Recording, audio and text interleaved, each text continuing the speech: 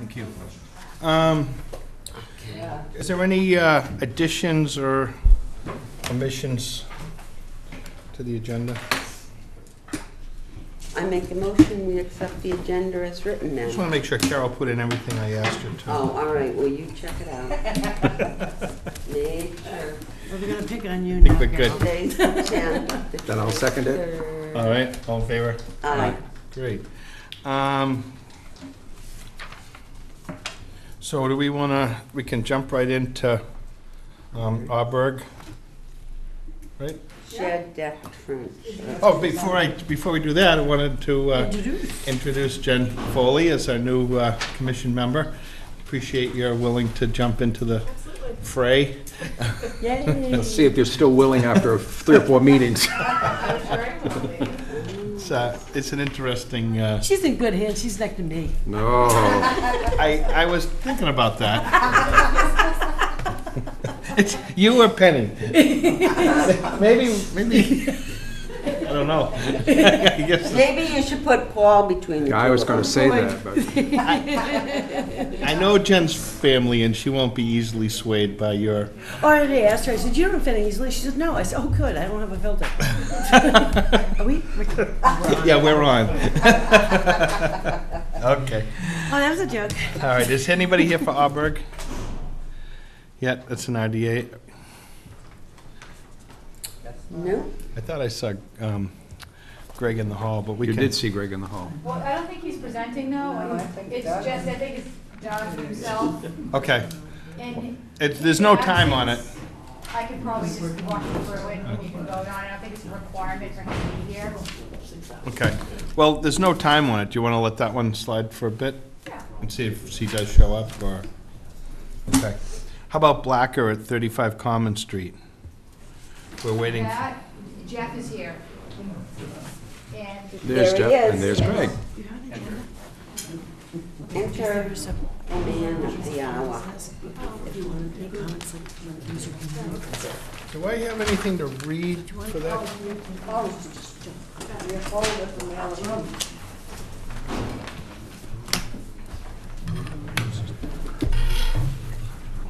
One second. All right.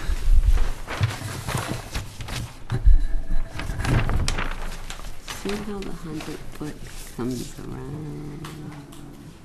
It's close, huh? Yeah, it's right very there. close, Yeah. because I was gonna tell him to put it down here, but it's, We'll find out why you didn't. yeah, move it even 5-10 feet. Yeah. Sorry, Carol, I should have. Never. No, didn't happen. On October 10th. That might be. Yeah, I get it. During the 6:15 meeting at the Town Hall, Scituate Conservation Commission will act on the request of Esther Blacker for a determination of applicability to the Massachusetts Wetlands Protection Act and the Scituate Wetlands Bylaw to repair a septic on property located at 35 Common Street, Scituate. Abutters and other interested parties are invited to attend. Good evening. Good evening. Jeff Acid, Morse Engineering. This is a septic repair. It's an RDA filing, and the property is 35 Common Street. They currently have a cesspool located right here behind the house that failed a Title V inspection. So we're proposing to replace that system. The property is about 35,000 square feet in size. It is entirely upland, but there is a wetland offsite to the rear, which we had delineated. The wetland is in blue, the 50-foot buffer is in red, and the 100-foot buffer is shown in green. The system will be made up of a 1,500-gallon septic tank, a 1,500-gallon pump chamber, and then a leaching field comprised of the plastic ARC 36 chambers. The system is entirely outside of the 100-foot buffer. The only portion of the work within the 100-foot buffer is the grading right here. So the system's outside of the grading. That area is an area that's currently lawn, so it'll be regraded, some fill will be placed, and then it'll be reloamed and seeded to be grass again. Ooh, I see. There are no trees that need to be removed.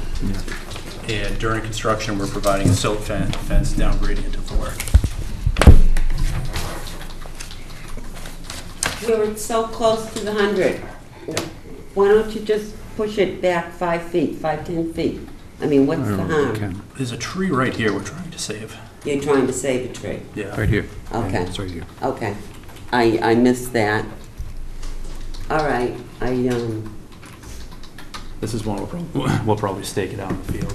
yeah, And we'll stake it out 5 foot overdig. no, I want trees to stay if they can. Okay, then I'm all set. I'm fine. Lisa?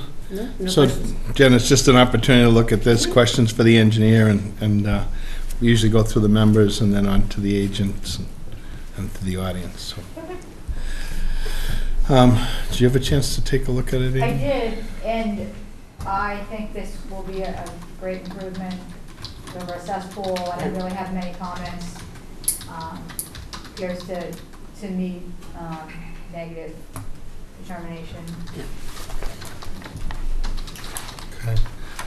Anybody in the audience, any questions on this? Pretty straightforward. Appreciate the effort to get it as far away as possible and save a tree. Yeah, Penny used to be concerned about that, but she's They listening. fall for her. since the tree fell on my I car, told you. I'm not real friendly with Get it out them of anymore. Frank, But I it did- is still pending Board of Health approval. The Okay. driveway's on the other side. So, I could make a motion with the DOE. stipulation. So we get the approved Yeah, Board of Health Yeah. plan. yeah. I'll Do you make see a- any issues? So Any contingent on the anything Board of with- Health. No, we got some comments from the Board of Health. They were all minor, nothing that changed the design, just more notes and notes on the details. Looks like there's a lot on the plan already. Okay. Okay, so I'll make a motion for a -3 with the stipulation Board of Health does approve this plan. Yeah, great. Well, if it has to all deviate in some. Well, notes may be- they have to sentence or come back something. to us, don't they? Not for, Not for notes. Okay, Not for a determination, no. no. okay, okay. Second. All in favor? Aye. Good. Thank you. Jen, they're all just like that. That's how easy it is. Nothing ever goes wrong. Do you lie a little? You know? Okay. Is there someone here for Llewellyn at 8 Hawthorne Street? Come on up.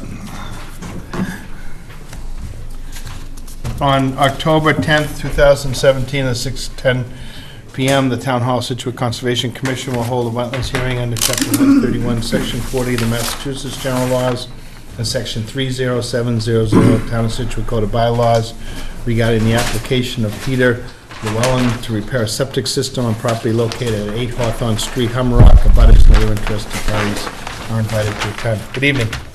Good evening. Fire away, Mr. Crawford. This is about a 9,600 square foot lot on the southerly side of Hawthorne Street, on the west side, the riverside. And we're proposing to replace existing failed cesspools with 1,500 gallon septic tank and 140 linear feet of ARC 3613 standard chambers in a bed formation about 35 feet by 11.5 feet. The property is within a coastal dune, land subject to coastal storm flowage, and on a barrier beach. It's also within the FEMA AE flood zone, elevation 13. The grades in the lot are between 7 and 9, which is considerably low below the flood elevation, but that's what it is. The cesspools are actually, a Title V inspection was not done, I don't believe, but one of the cesspools is caved in and collapsed. So it's inoperable. So it's right on the river. The leaching area itself is within the 100-foot South outer River. riparian zone. The The 100-foot tank is repair, about 3/4 in the but the other system 100-foot was in inner it. zone, and Somehow the this rest is of it is in basically the out outer of it. zone. I'll try to answer any questions. This is the existing system. Yeah. Sorry, Bob. So the existing leaching was here, and the South River's there. So this leaching is in the outer riparian. So it's just like further away from the river. Mhm. So that's a good thing. Sorry. Okay, I don't really have any questions. It really doesn't look like there's another spot to put it. And you sure don't want failed cesspools leaching into the sand down there. Or the river. I know the property well. I don't see any other place to go. Lisa? No. Jen? Amy, any input on that No, one? I mean, again, I think this would be a great improvement to replace a caved-in septic system. It is pending Board of Health, so on this one, what we would do is we can close the public hearing Yeah. and then issue, once we get, you work up the comments from Board of Health. Pardon me? Once you get approval from Board of Health, we can Yes. issue. Okay, anybody in the audience? Okay, I make a motion to close, awaiting Board of Health approval for the orders. Second. all in favor? Aye. Great. Thanks, Bob. Excuse me, what does that mean? You're not going to issue the orders until you do the plan and accept Yeah, it? Right. okay. When are you supposed to meet with them? There is no variances, and there's no need to meet with them. Just to review it, though, doesn't Did she? they say Doesn't you when have they to give just you review approval? and say it's okay? Yes, Okay, Yeah. that's all we're waiting for, Yeah. is her to say that it's all right, and then we can give you the orders. but you're closing the hearing. Yes. We close Okay. the hearing, sir. Very good. Okay, thank you. Thank Thanks, you. Bob. Thank you.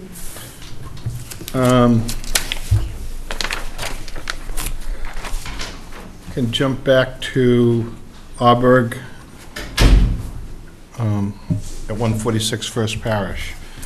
So on October 10th, 2017, during the 6:15 meeting at the Town Hall, the Scituate Conservation Commission will act on the request of Douglas Auburg for a determination of applicability of the Massachusetts Wetlands Protection Act and the Scituate Wetlands Bylaw to build a shed with a deck and utilities on property located at 146 First Parish Road, Scituate. Abutters and other interested parties are invited to attend. Good evening. I guess he Hi. was gonna- Been a while? It has been a while. Good to see you. You want to give us the short on this? I'll give you the real short. That was, The reason why I was, we just bought this house. My wife and I are moving back to Scituate. So the utilities are underneath the house in the crawl space. So it's like Yeah. a 4.5-foot crawl space. It flooded out last spring. So we, talking to our plumber, he said you need to get those utilities up and out of there. So we're proposing a shed to put house a new boiler and a hot water tank. 50-foot buffer. So, Then while I was here, I wanted to add, there's electricity in the shed. There's an existing shed there. There's just a 110 line that goes out there, and I want to upgrade that because in the future, I would like to, my hope is to be able to turn that into a little art studio. So I need better electricity out there than that. So that's just going to be a hand-dug little trench and replace that line with something more substantial. In the deck, you're gonna put a deck on that The shed? the deck's in front, it's just, and it's. Oh, it's already it's there? not just a platform, it's not there, no, it's just a wooden platform on cinder blocks, probably. so the shed is. But it's in the buffer zone, so I thought I'd The better shed include going that. on. Yeah, no, anything you The wanna shed's already do, existing. should include it. No, this Yeah. one, but this proposed one, what is it? Let's go, go on. Footing on the back of the house. So while you're looking at that, there is, more than likely, we're not actually gonna build the utility shed now. Because while I was out there doing this survey, our neighbor came out and asked what we're doing, of course, and I told him, he said, you gotta come look what I put in, and he showed him this Videra system, and the whole boiler tankless heater thing is about the size of a large suitcase. And it Oh, goes yeah, right- right. So we can we have a closet inside the house that it will fit in. That's what I did in my house. I haven't put in a new boiler since the early 90s. I didn't even know these things existed, so I owe him dinner or something. It's gonna save us about $6,000 and I'm not gonna have to build that shed. I thought about coming back down and withdrawing that, but since it's not really built yet, Yeah, I did get a plumber over there, he did give us a price on it, it looks like there's no reason why we can't do it, but I thought, I've gone this far with it, put the expense of flagging the wetlands and anything, that I would just leave the application the way it is. Yeah, just in case, Just in case something goes wrong and they have to still build the shed, then Yeah. I'm covered. yeah. But more than likely, we're not gonna build the shed, and it's our, we'd much rather not build that shed. For what it's worth, we had a situation where all of our utilities were under the house in a very floodable zone, and we simply moved it up, literally in a closet, in the kitchen. Everything is in there. That's exactly what we're And gonna I've do. never And had any issue. We were, just coincidentally, we were working on a Habitat house in Connecticut, and I was looking at their system, and that they had one in there too, and I just, there's that It's a good way to go. system, and there's a few pipes around there, but that's it, and it heated the whole place, so. Yeah. It's a good possibility for A friend of you. mine did Yeah. that too. Yeah, I'm thrilled that we're gonna get to do that. No, Richard, I don't have any questions. comments on deck or? no, the anything deck's else? on cinder blocks, he says, just gonna be, Yeah, everything will be just hand constructed, Yeah. no machine. he's not gonna, You know how deep that electric trench has to be? No. 18 inches, Yeah. or to 2 feet. You really want to dig that by hand? We're not going to hold you to hand digging that, all right? I'm not the one gonna be digging it? My builder is Gary Elkins. Yeah. Who you probably know. Sure. Yeah. He said he was gonna hand dig it. oh, so- well, he can have fun. So he can I thought he had a little backhoe or something. I wouldn't hand dig that anymore, but Well, I'm glad to hear that. And is there another member on this board? Schmidt, right? Bill, Bill, Schmidt, yeah, yeah, Bill- Bill's with yeah. FEMA, so he's in Houston. Oh, okay. He's This still- this was his mother's house. Right, Oh, okay, okay. yeah. Yeah, yeah, So I thought I would, This is like diagonally across from the fire station on First Parish Right. Road. Right. yeah, yeah, yeah. No, I know exactly where it is. yeah, it's That's funny, yeah. it's an awesome little house. No, Bill's taking care of people in Houston right now. Oh, good for him. Yeah, he's been there since it Since happened. it happened, yeah. Wow. Yeah. Anybody in the audience? You didn't draw a crowd. I'll have to try to do some more controversial. Don't I do make a it. motion for a -3. Second. 2? Oh, yes, no, you're right. Oh, okay. Don't Negative scare 2 me. and 3. No, I was thinking about something else, yeah. Okay. Well, I had one point. Okay, we'll listen. Was to the right of the shed, tucked into the overgrowth, is a pretty good sized grass clipping pile. So, I mean, Yeah, I know. really, we'd like to keep that outside of 50, you know what I mean? Or really not even in the buffer at all. We don't have that opportunity, I think, on that property. But I mean, so if you could try to work that pile out of there, Yeah. it would be, There's been a company that I think that's been maintaining the property for quite some time. And that's what they've been doing I now. have noticed that's. Tell them yeah, to take they've got it a with nice them. mowed path right back there with a, like, Yep. I don't know, a couple yards of material. So, I mean, it will break down, but we wouldn't mind having that taken out. But this is a pretty small project, yes, so I would say -2, 3. Yeah. Okay. Second. All in favor? Aye. Great. Good luck. Thanks. Yeah. Yeah, Norton. Yep. So we have, the next on the agenda, 6:15, is a request for 23 Sunset Road for a continuance. Did we get a potential date for that to move forward, Amy? 12/4. On mine. 12/4. 12/4, okay? I didn't see that. We could give it a time, is that what we were thinking? I want to make a comment before we continue that. Sunset. Sure. Okay. This started quite a while ago. The enforcement order is a 17-plus-year-old enforcement order that they never paid any attention to. It's back in effect. How long are we going to let them keep continuing this because they can't go forward with this until that enforcement order has been addressed. That's right. So I'm a little miffed of continuing this. Is it gonna be another 17 years? I mean, the original enforcement order was back, I believe, in 99. That's more than 17 years, but I'm being kind. And I'm just afraid we're going down the same road. If they ignore it, they don't have to spend the money and do it. And this just keeps getting pushed out. So I have a serious problem with continuing this. I think, to be honest, they should withdraw and we should put a time frame on the enforcement that they have got to remove the fill. Or it's gonna, I'll be gone, but it'll be God knows how many years before they bother to do it, if they ever do it. I agree with Benny. You good? Yeah, I'm Oh, good. no, what I mean by that is, and Amy, what do you think about that? You know, I don't have the back history on this one, but Patrick does. Although, I mean, I was in a meeting about a month and a half ago with a couple of attorneys and the engineer and Patrick, and we came up with a game plan, so I agree, it kind of seems to have stalled out. What's the game plan? Was to have wetland scientists meet on the property and work out that filled area and come up with a combined EO and move forward there, is what I recall. When? Well, that's the question I A think that year? we're asking.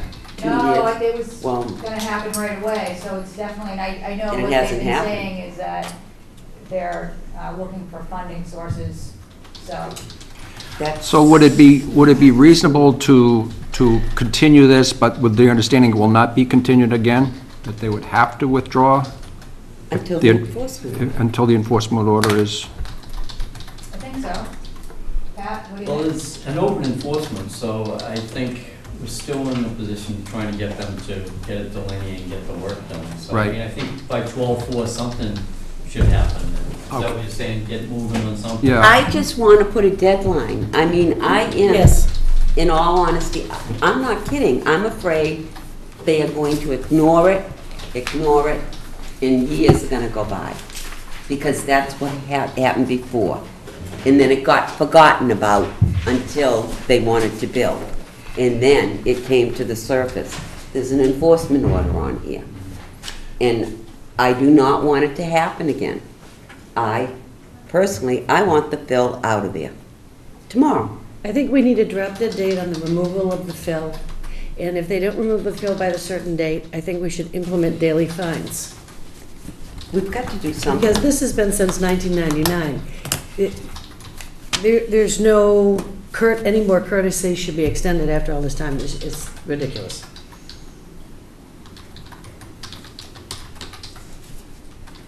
Patrick? Well, I think some progress has been made, and but I think you're right. It's 17 years. Right. They were trying to combine them with the, notice of intent for all the structure, so that was allowed, but, I mean, a deadline on the removal of the fill isn't unreasonable, so. And- Okay.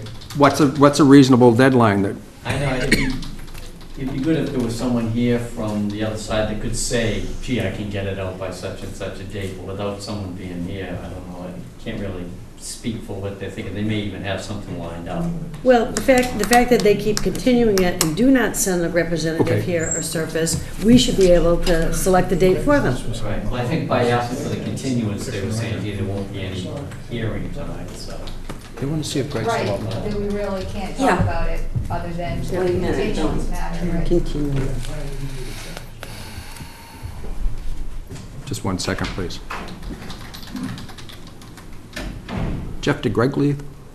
Yeah, yeah, Okay. the meeting, hang on. Okay, so that answers that question. I should have asked that first before I asked her to go. Okay, so could we suggest a date and let them answer to that for completing the enforcement order? Well, at this point, I think that we should pick a time for the December hearing, Yeah, and that if you want to impose deadlines, we can talk about it then. At December, okay, we're getting into ground being frozen. How are you going to remove gravel? How many feet down? A couple of feet down when it's More than frozen that, maybe. solid? It won't be frozen solid, I don't think, but But your it point's could. right, your point's right. Why can't they come in 2 weeks? Some representative comes in 2 weeks. For the enforcement order. Right. Because we're not hearing the 2 weeks. NOI until Right. this is taken addressing care an of. enforcement order.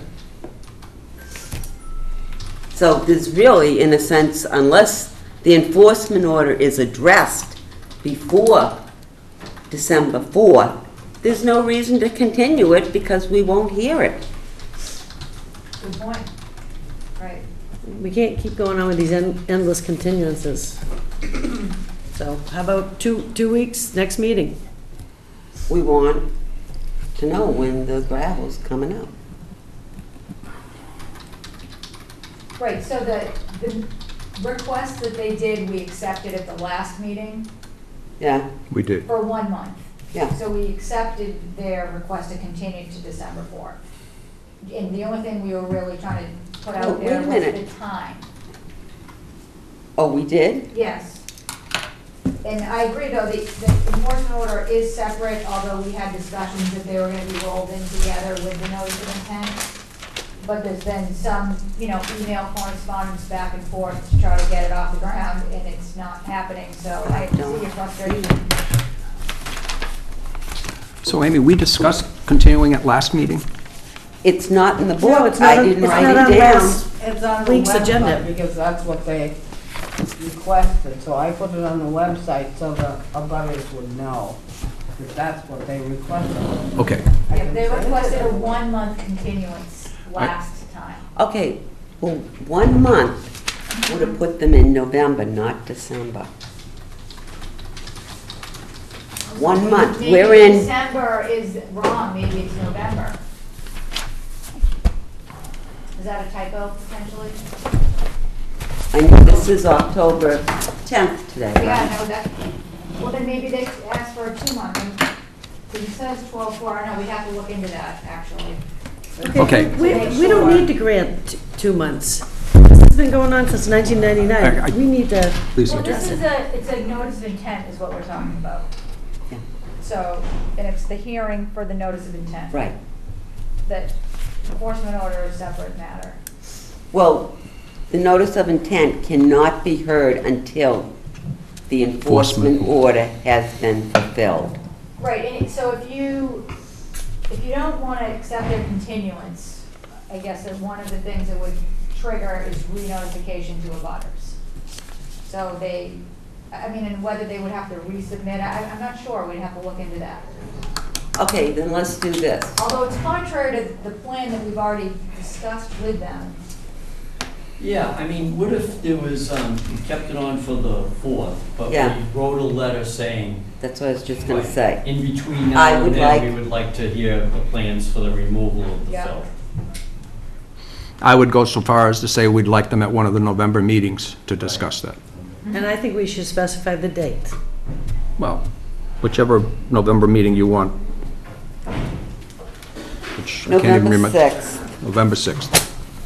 that if you could send them a letter stating that we need to hear from them on November 6th Mhm. about fulfilling the enforcement order.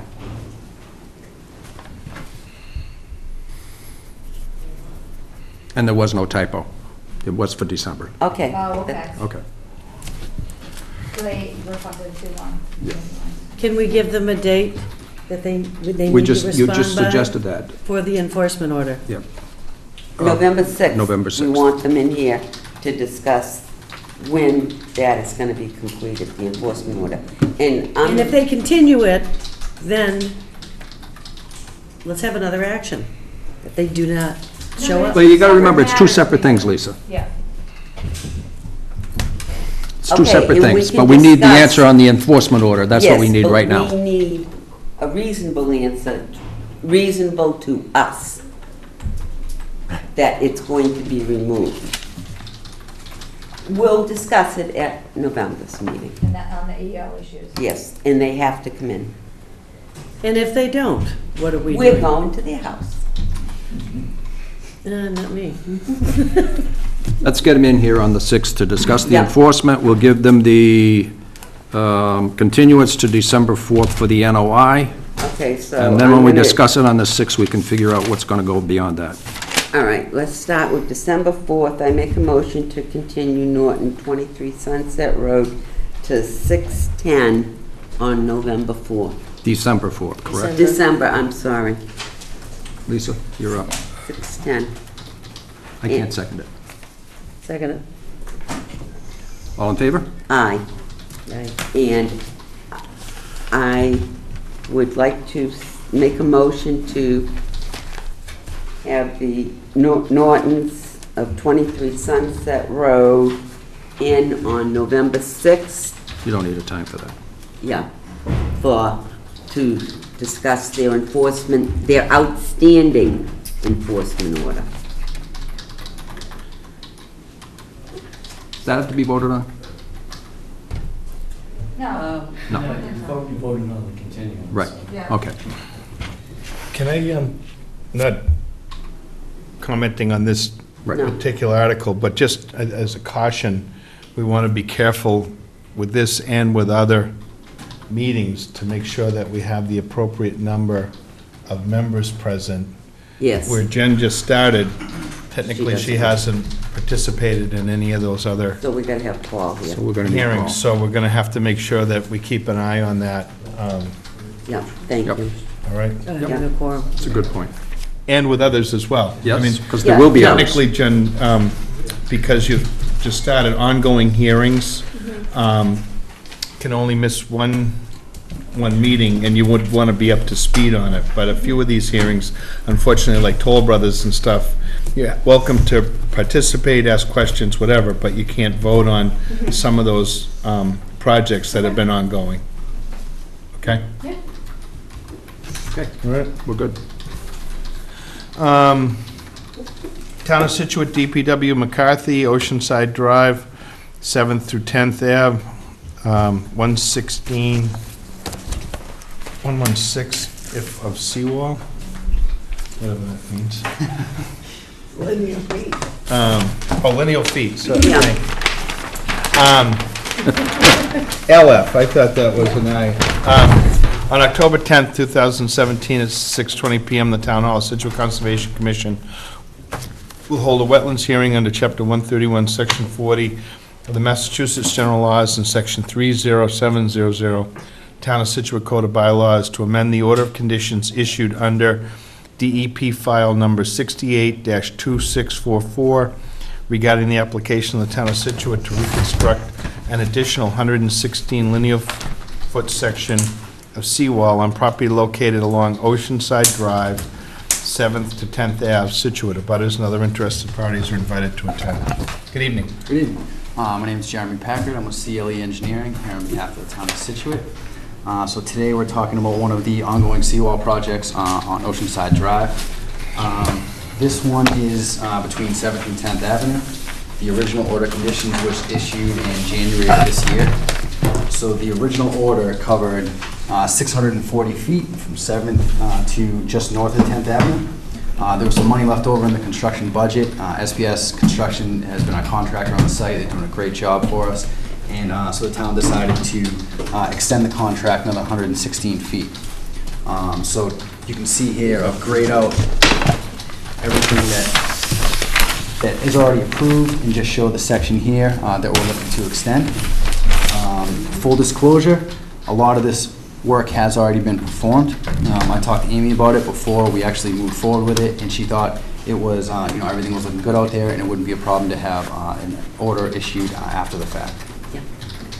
Is there anything you're doing differently on this section that from what has already been completed? Nothing at all. It's the same exact design. It's the same, as far as the seawall goes, it's the same design for the revetment, the same offset from the seawall, same staging area even. The only thing that's a little different with this one is that there's a house behind this. Most of the lot's been open, so it's been easy to do all the shoring.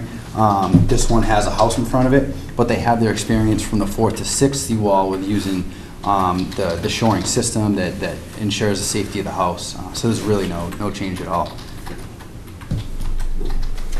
What's a cofferdam?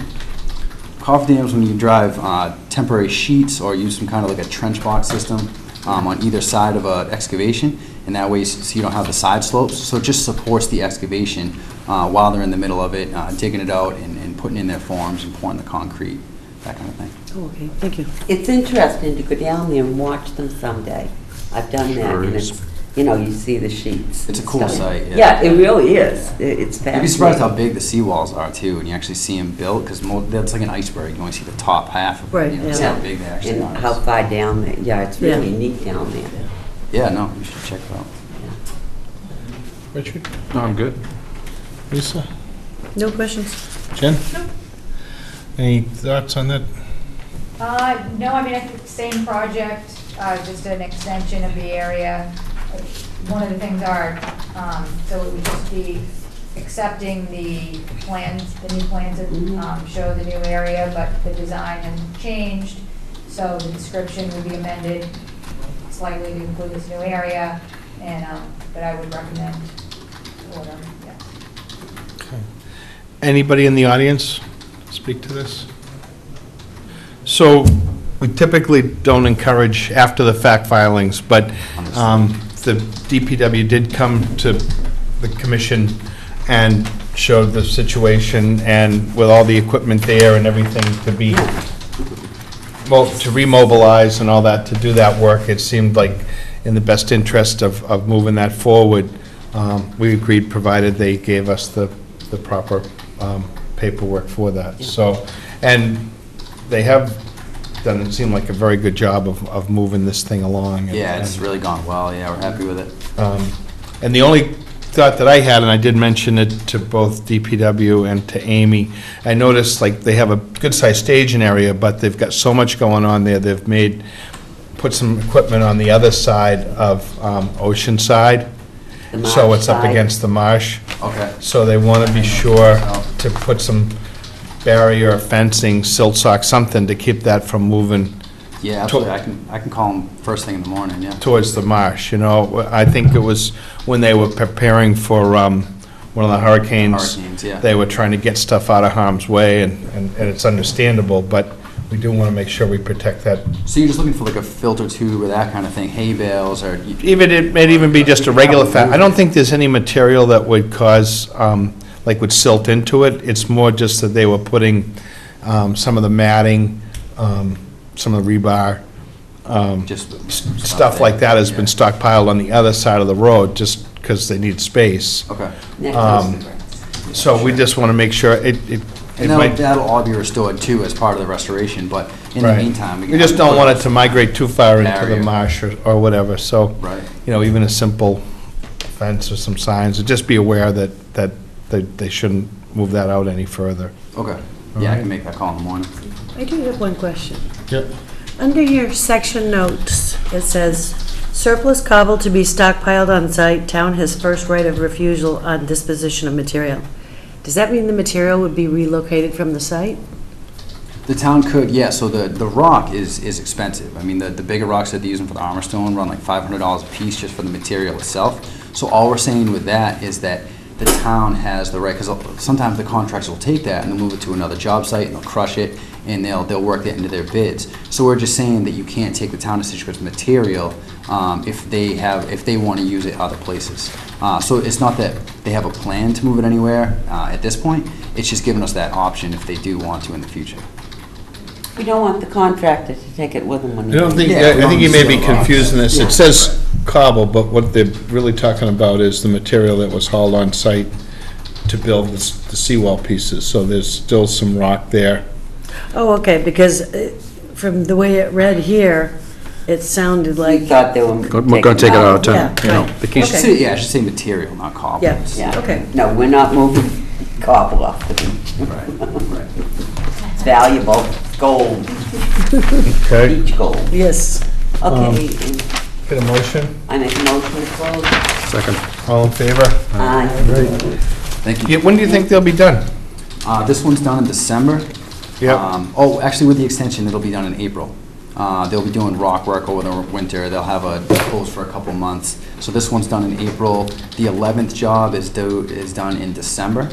And the 4th to 6th wall, they should be finished on the revetment and done to that by December as well. Well, Yeah, so, Solid. yeah, it's going pretty quick. Good, good, good. I'll be back with some more. That's coming. There you Good. go. Oh, Thank you. Liz. Thanks a lot. Tornetta, number 2 Atlantic Ave, relocate snow fence.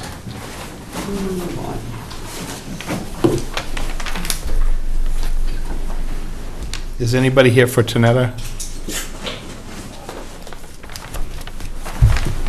Yeah, I thought you were. I am. I apologize. It was a different matter, but I will certainly pinch hit. My understanding is that a revised plan was submitted on behalf, I'm sorry, on behalf of Mr. Tanetta, and it shows the fence as relocated in agreement with Mr. Stanton. Adam Brodsky is here with Mr. Stanton as well. That can confirm that. I believe that was the only open-ended issue for Mr. Tanetta's NOI, like my recollection was. My confusion is, what fence was removed, cut down? Sure. So the fence on the, if you're looking at the fence from the street. From the street, The two sides. right. Right, so the left-hand side of the fence was pushed back and relocated to the property line of Mr. Tanetta. Yes. With a small agreement to bump it out to get around his generator. And then Okay. the right side of the fence was moved down to, in the plan shows the 8 poles on the right side. So you get to the part that goes over the dune, to direct people over the dune. Okay, now, my problem with the removal of that fence, the pictures I saw show me posts sticking out of the seam. Those posts should have been removed entirely, I presume, from.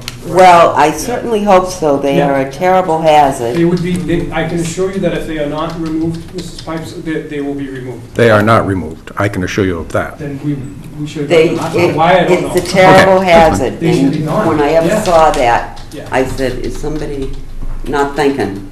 They could be waiting to remove them until they have the approval. Right. Right, because That's But they understandable. cut it But they're down, not- They so- did cut well, they them, didn't want to displace the soil without permission from us.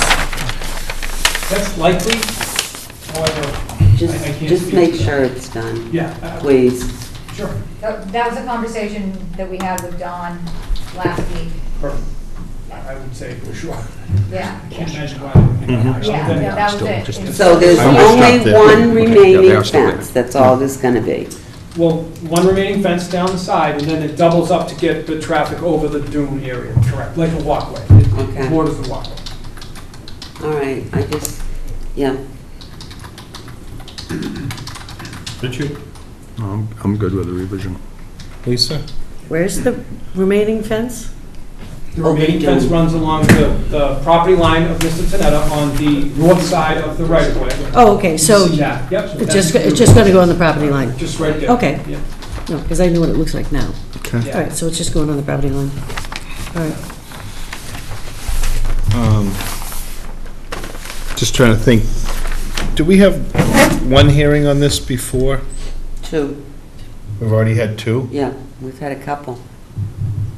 I was brought in for one. Okay. Yeah, Just- but there was one. Just trying to prior. see if, There was, yes. you're welcome to ask questions, Jen, but you can't vote. Yeah.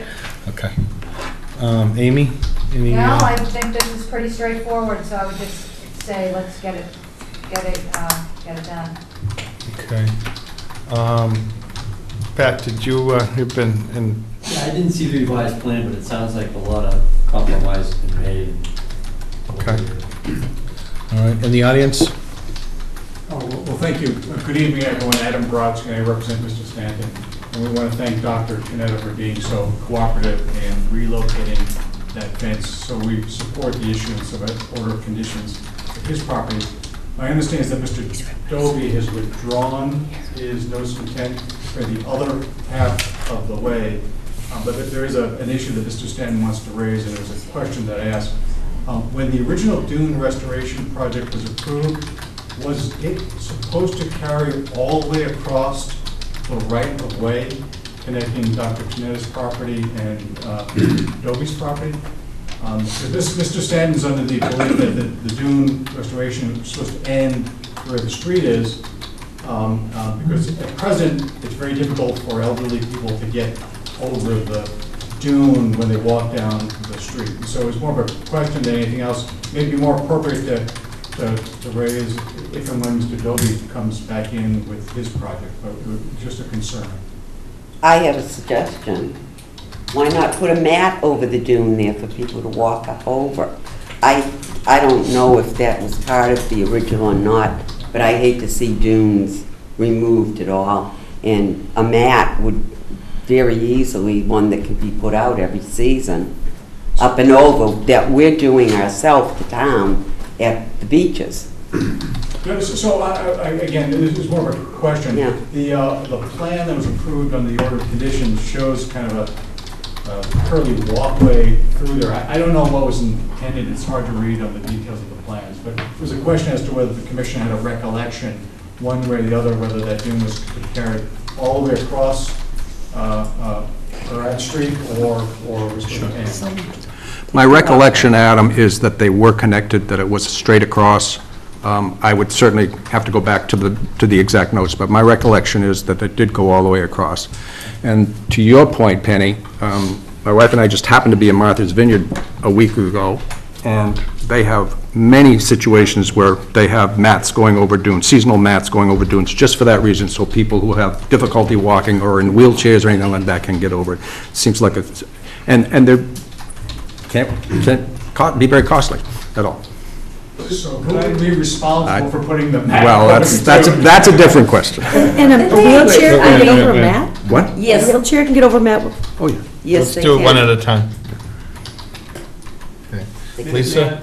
I'm sorry. Can I approach for 1 second, Sure. just to look at the plan? I don't happen to have my copy of the It's on this particular issue of the map. Not that I object, I think it's a brilliant idea. I just want to see the, So here's these X's were the, yeah, that's the Original relocation of the fence. It's going to be it's here and relocated here, Yep, and then it would this is, still go through here. yep, and then this is going to be where the Little jog is, this- yep. The jog is. So I think that from what I'm seeing here, that the mat issue would not be on Mr. Tonetta's certificate of compliance or order because it's not on, it's on the other side of the walkway, I'm sorry, the center line of the right-of-way. That was what I was trying to get at, Adam, whether Mr. Tonetta would be responsible for the other side. So although it's a good idea, I don't think that it's appropriate on the order of conditions for Mr. Tonetta. It would be on the Dobie order of conditions. I wasn't saying to put it on the I wasn't notice of suggesting condition. where it would I go, was just that trying to make a it's something that works. suggestion That's something that the town itself is doing. Of course, yes. We are putting out mats in there for handicapped.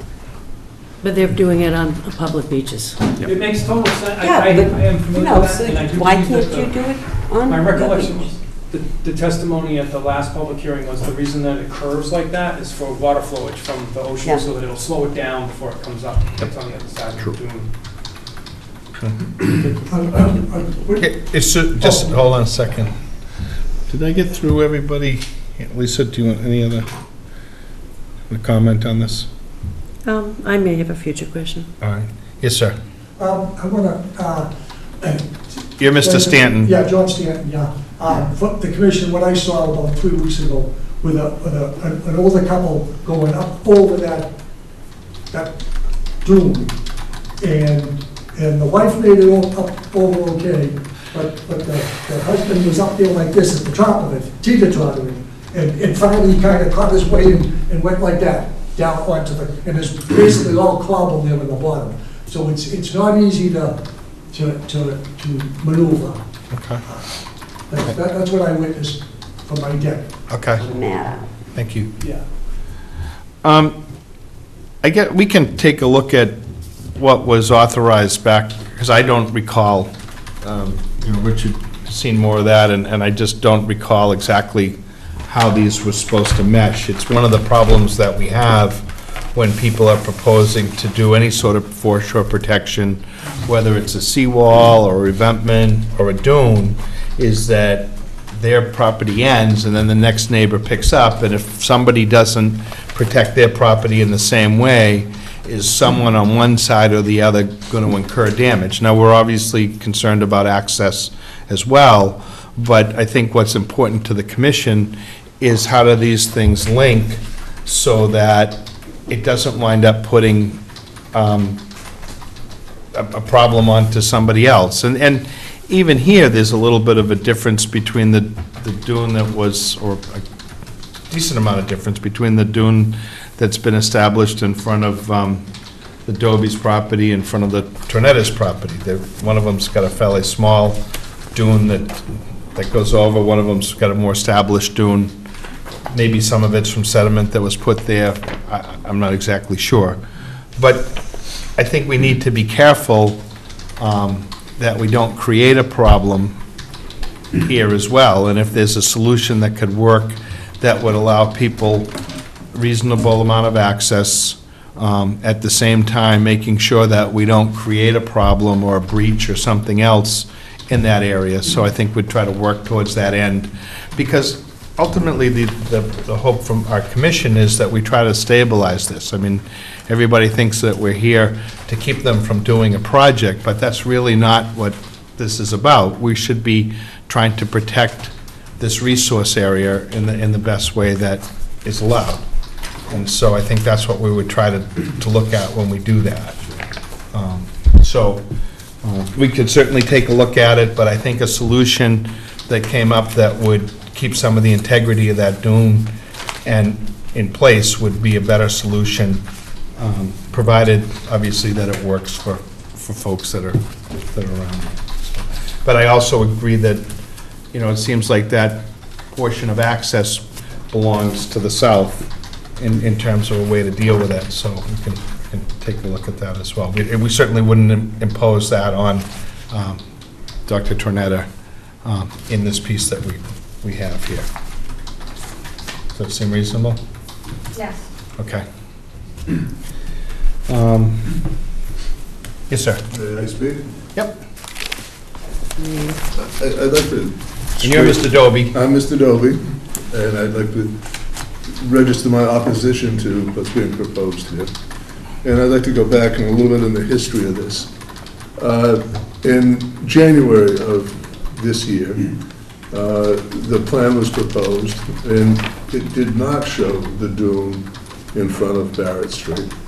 It did not show any replacement of the fencing that had been there before. I objected to that at the time. Dr. Tornetta and his engineers asked particularly that I not make a big issue of that, because he was very concerned that the next storm would damage his house and he wanted the project to go forward. I think Pat was involved with that at that time. I was told that that could be corrected as the project progressed. I had to leave the state. I went to North Carolina. But I was told at that time that there was a meeting on the site between the Conservation Commission, some members and the agent, the engineer, and Dr. Tornetta's contractor, and they worked out a solution to the problem that the dune would be closed, that there'd be some fencing installed. I was in North Carolina. I wasn't really involved. The next thing I knew, I got a call from Dr. Tornetta's contractor, who said a solution had been reached amongst the parties that met, that it was going to be closed, but it was my responsibility to pay for the fill to go across in front. I had a separate contract to do the replenishment of my dune. I had Biagini and Marshall bring in the fill, give it to Tornetta's contractor, who Tornetta agreed to do the shaping of the dune. So the dune, the way it's shaped, was done by Tornetta. I supplied the material. The reason I objected to that is that I watch that situation all the time.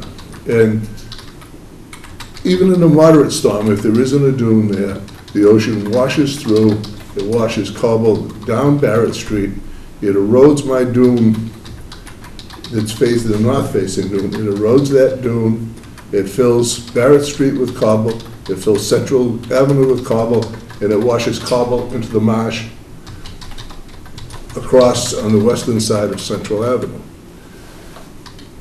With the dune there, it isn't going to stop every storm, but it stops a lot. The problem we've had in the past is that with off-road vehicles coming up Barrett Street, over the dune, and breaking down the dune. So there were posts put in at Barrett and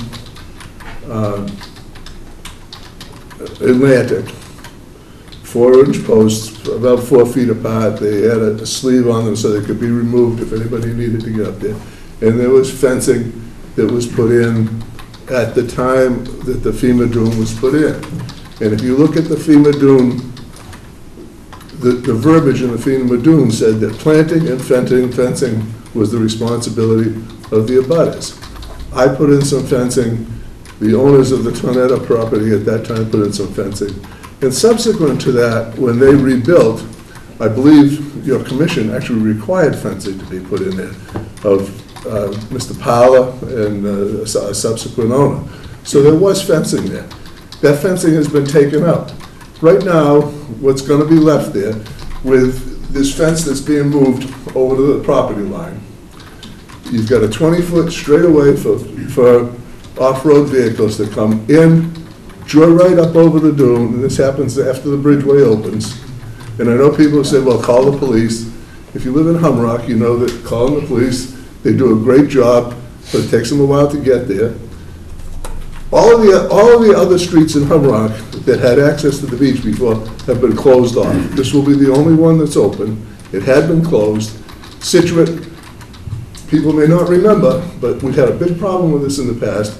Scituate purchased a 4-wheel drive police vehicle that they patrolled the beaches with. They stopped the problem.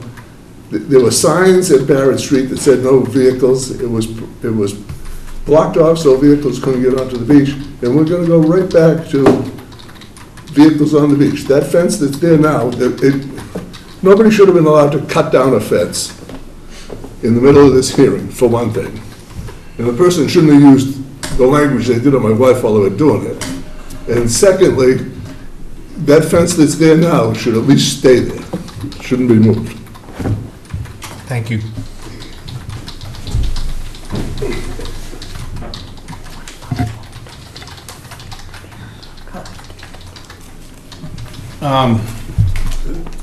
Well, I don't think that we can direct a person not to do something that they want to do with their property. If they've requested to remove the fence or to relocate the fence, and it's on their property and that's where they want to keep it, I'm not so sure that we have the ability to tell them, no, they were supposed to protect some of this, which they're doing, the dune's in place. The piece about breaching or water washing down, I totally agree. It doesn't make sense to have an opening when you have different types of dunes. If there's a way that can be corrected so that people can go over that in some reasonable manner. To your point, some of this will work in a moderate storm. It's not going to work in a significant storm. If Dr. Tornetta or somebody else wants to build a more substantial dune on their property, they certainly have the right to come to the commission and request that. You've protected your property with a good deal of dune, and I think that's probably wise and a good idea. But by the same token, we can't be imposing something on someone else to do that. So we've agreed that the fence can get relocated, or we will be discussing this, to relocate the fence as they've proposed. Remove fence that was there for the construction of this thing and not have to put it back? They're asking to locate the fence along their property line. And if that's what they chose to do, and that's how they want to protect that, that's their prerogative. If you want to propose to put a fence to protect your dune, you have the right to do that. Okay? And then, as far as the access over the dune, as long as it's reasonable that people can navigate that to a degree. There's other places on this beach where people can get to the beach if they really have a physical issue with not being able to get there. Obviously, it's not the easiest thing. We have never stopped anyone from going. I've always advocated an easy access over the dune. I've tried to have an easy access over the dune. That is not the problem. If I had had my way and I was here, what was put in there would have been different. It would have been sloped up, it would have been sloped down, it would have snaked. I wasn't there. It wasn't put in accordance with the FEMA guidelines. I did not do that. I agree with that part of it. But we should, to force us to have that open to vehicles to the beach is just wrong, period. And that shouldn't be the commission's goal to allow that. It's not a good environmental solution. I don't think that we're creating an area for vehicles to get onto the beach. There's an opening there, it's illegal, there's places for people to get on the beach in different places.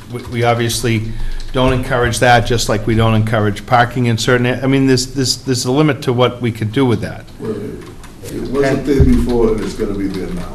Okay, That's the bottom line. all right. Right? Can I make a statement?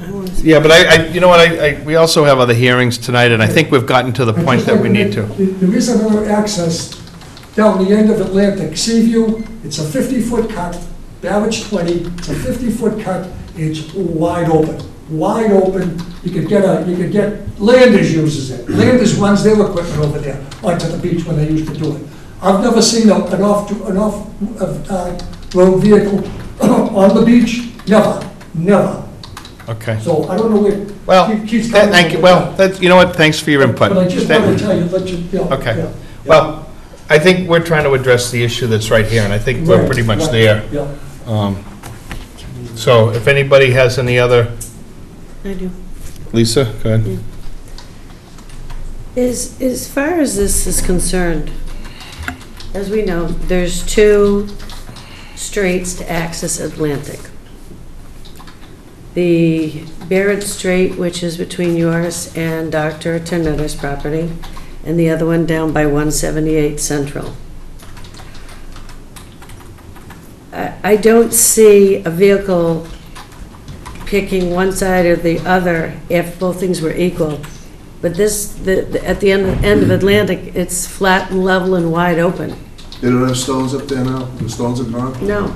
And Well, there were stones up there. they haven't had stones there for a long I time. haven't been up there recently, but there Yeah. were stones. And in the past, I haven't seen any vehicles go over, with the exception of one pickup truck 2 years ago driving on the beach. And I went onto the beach, I took a picture of his plate, I explained to him that he was not allowed to be on there, and he said he didn't know, and I said, okay, great, let's just assume that, you know, you won't do it again, and if not, I have your license plate, and then I can submit it to proper channels. There was never a reoccurrence. The only thing I ever see traveling on that beach is horses. Well, I can tell you that it hasn't happened recently, but in the past, we had some very unpleasant experiences with people coming to the door and causing trouble when they were stuck out there and we refused to. I did refuse to help them when they were stuck out. I wouldn't loan them a shovel, and it happened more than once. Call the police. And That's the answer we got before, but, you know. And I have seen that happen, and the same thing at Man Hill Beach. Kids get down the end there, and they get twisted around, and the next thing you know, they're stuck, and it's usually in the middle of the night, and they're drinking, and it's a problem. We're not saying that it doesn't happen, but what we're trying to address is... Yeah, I'm done. I appreciate it. Okay. I'm done. Thank you. Is there anybody else that wants to add anything to this? Okay, so we have... We are just amending that one fence has been removed and the other one is being moved to the property line, correct? Correct. You're accepting the most recent revised site plan. Yes. I just want to be sure. Yep, and that's what it is, yes. Okay. That Dr. Turner is moving the fence onto his property. Right. I make a motion that we amend and accept this site plan, the most recent, where the fence is going to go. Second. All in favor? Thank you. So procedurally, there was an NOI before you to relocate the fence, right? So we're closing the hearing and an order of conditions will issue for us to relocate the fence, or you? It was an amended. It was amended Amended order. NOI? Okay, good. Thank you very much. So Okay. we'll be back for certificate of compliance once we get all that finished. Great. All right, thank you. Thank And you. make sure, please make sure those posts. Yeah, removed. I definitely think that the, Amy's right, they did that so they wouldn't disturb the soil. Well, whatever, but it's really scary to me. I think I'm here next. Anyway. Out of the ground. Yeah, just as long as they're careful when they pull them out. Or cut them down. No, because if something comes through there, they'll still be there. You better pull them out. Well, I'm not on first, so. Is this the one, Amy? Not on first. Yeah. Fitzpatrick, 43 Collier Road.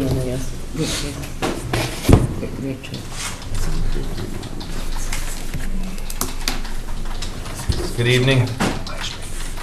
Good evening, Mr. Chairman. My name is Paul Marabito from Ross Engineering Company. And also with me is attorney Stephen Gard. We're both representing the owner and applicant, Ken Fitzpatrick. At the last meeting, we were asked to submit some additional information, which we did. We submitted a planting plan, which you have. We changed the plan to show a gravel driveway in this area here.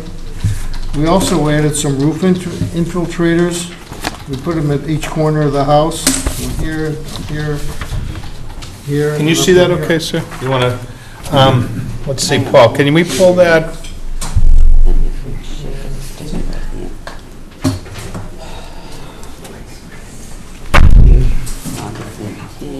You make a better door than a window, Paul. You need a hook on the wall. Oh, don't pick on me. I'm not a builder. I don't know the difference. Oh, yeah. Okay. We also added a silt sock around the perimeter on 3 sides, shown here.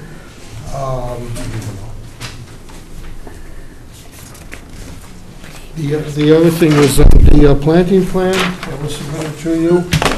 I had Brad Holmes prepare one.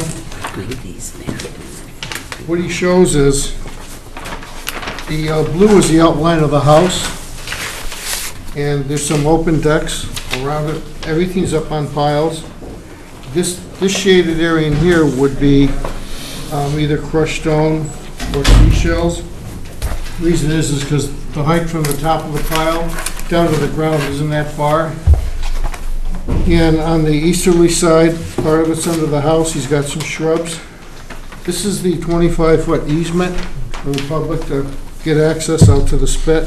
What we show is a row of plantings on each side to identify the walking path that would come down here, and there's a walking path out onto the coastal dune as well. This is a color copy. Fred sent this over today. It's the same plan as that. It's the same one you sent. The only thing he's added on there is to show what's happening on the front side of the concrete wall, and it's out there, out the concrete wall as well. Paul, Yeah. I don't think I've seen this. Sorry about that. Thanks. Yeah, did you want one? I'm good, thanks.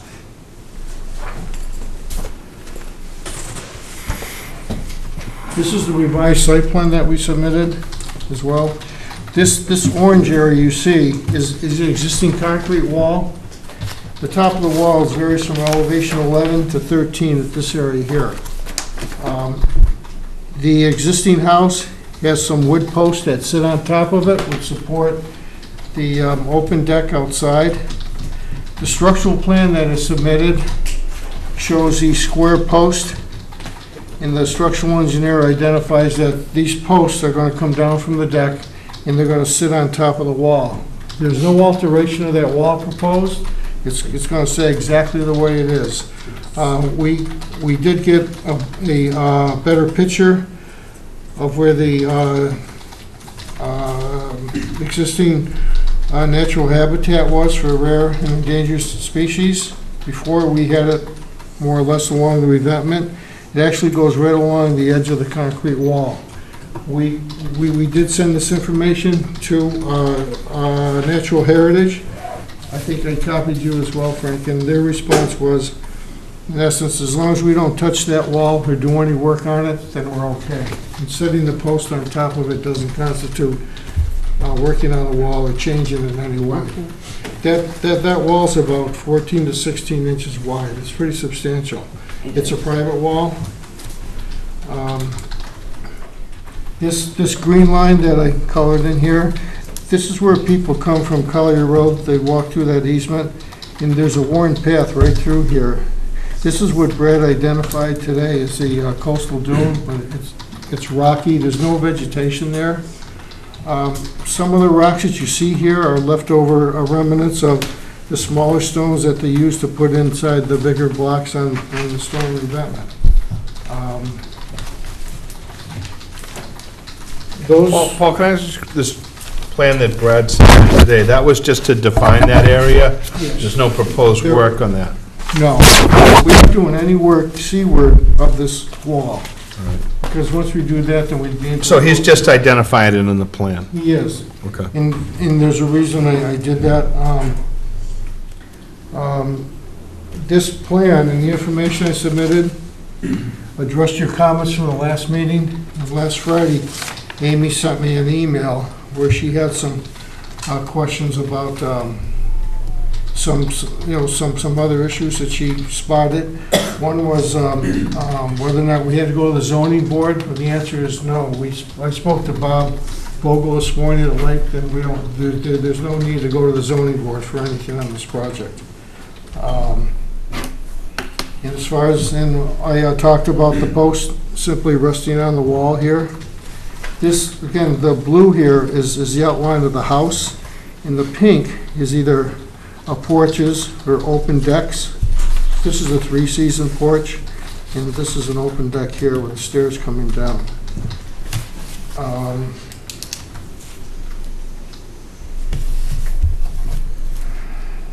As far as these infiltrators that we put on here, I put these on at the last meeting because it was suggested by one or more members that we do that. And these are not required under the Wetlands Protection Act. The reason is that the notice of intent is specifically asks if you do stormwater, and it asks if you're exempt, and the answer is yes, we are exempt because it's a single-family home. DEP doesn't require it.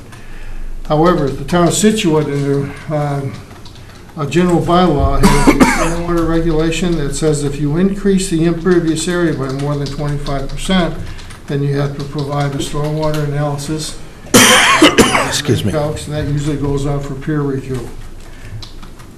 Since these changes were made at the last meeting, we got the increase down to 7.3%, which is well below the 25%. In Amy's comment, she was indicating that the commission was recommending that we go out for a peer review on these. I spoke to one yesterday. He would not be willing to do that.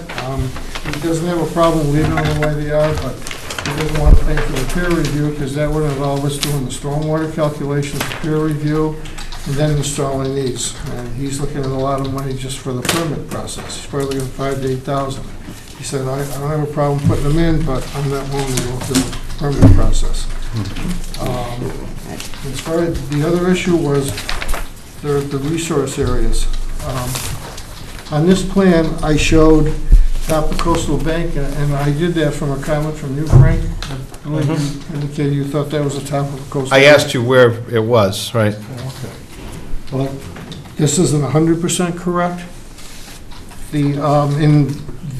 There's no coastal bank here, and the reason is that a coastal bank serves one of two purposes. Either it'll add sediment to a beach below, which there is none. The other is that a coastal bank would act as a vertical buffer for storm protection, and that's usually when you get into the higher cliffs or elevations. We don't have any of this. The DEP has some paperwork out, you've probably seen it, where they help you identify what a coastal bank is, because you can have more than one on a site. And there's a series of diagrams that show different There is. configurations of potential coastal banks. That's what I'm talking about. And one of the diagrams talks about the slope of the land. If the land is less than 4-to-1 slope, then it would be considered a coastal bank. None of these contours are less than 4-to-1. They're actually greater than that, so nothing from here back is a coastal bank. This doesn't serve as a coastal bank because it is not a landform as they describe it in the Wetlands Act. This doesn't supply any sediment to a beach, and it doesn't act as a buffer to storm waters. This is all rock in here from the bottom of the slope of this revetment all the way up to the wall. It's all rubble in there, and you can see the worn path right through here where the people walk all the way out to the spit from there. It was suggested that this go out for a peer review for the resource areas, but I did meet out there with Brad today, and he said this is the only area where there'd be a coastal dune, and this is not a coastal bank. And the other resource area would be land subject to coastal storm flowage, which would come up to here. This is the AE zone, all the way up here at 16. The street is at elevation 15 to 18, and the 16-foot contour is right in here. What we're proposing to do is two things with the project.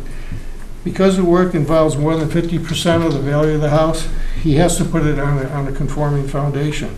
By doing that, the existing garage and the house, which are structures on the ground, are going. Everything's going to be up in the air.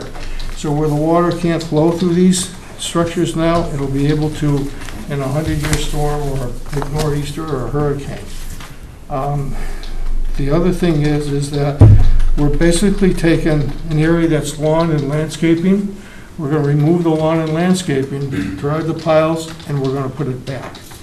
And when we put it back, it'll be in accordance with the landscape plan. Some of that might change. You know, he may add more to it once he sees what's out there after construction is done. But the whole purpose for putting this type of foundation in is because of the FEMA requirements. And the same is going on next door as well. That's why that's up on the piles. Yeah. So, overall, I think it's a good project. It's going to meet all the performance standards, which I did go through at the last meeting. Other than that, nothing's changed. So with that, I'll answer any questions you may have. Thank you. Are you bringing fill in? Yes, we are. How much fill? I'm very concerned about that. Well, the fill is going to be a structural fill to put around the piles, and also put an even slope across the property when it's done. And this is land subject to coastal storm flowage. So there's no drain calcs that we have to do for that, because it's all subject to the ocean coming in and going out. And on top of the fill, they'll put some loom down for the plantings. And underneath the house in this area there, they'll have clamshells or stone, which will stabilize the soil as well. This is not an even site. No, I know. Yeah, this house sits up on the mound, which they put in after the storm of '78, because the house got damaged. Then the garage was down in here, it was always low, so it goes from here, it dips down, and it goes back up to here. We're also putting in a retaining wall here for grading purposes, and there's one over here as well. This lot is graded, so the water, which is going from the street to the ocean, will continue to do so even after the fill is put in. There's also a wall approved on this lot as well. In the plan I submitted to you originally, we were going to grade right over the wall, but the owner asked that we not do it, so we added this wall to it. And but again, this is where the people walk through here, and the way it's graded, everything will go right down, you know, in the ocean, and the same here as well. This is how it flows now, and that's how it will flow after. Paul? We can't put water onto someone else's property. Paul, excuse me, you didn't answer Penny's question. Pardon? You answered a lot, but you didn't answer Penny's question. Penny's question was how much fill? Oh, I said about 1,000 to 1,200 cubic yards. I didn't hear that. Oh, I'm sorry. Okay.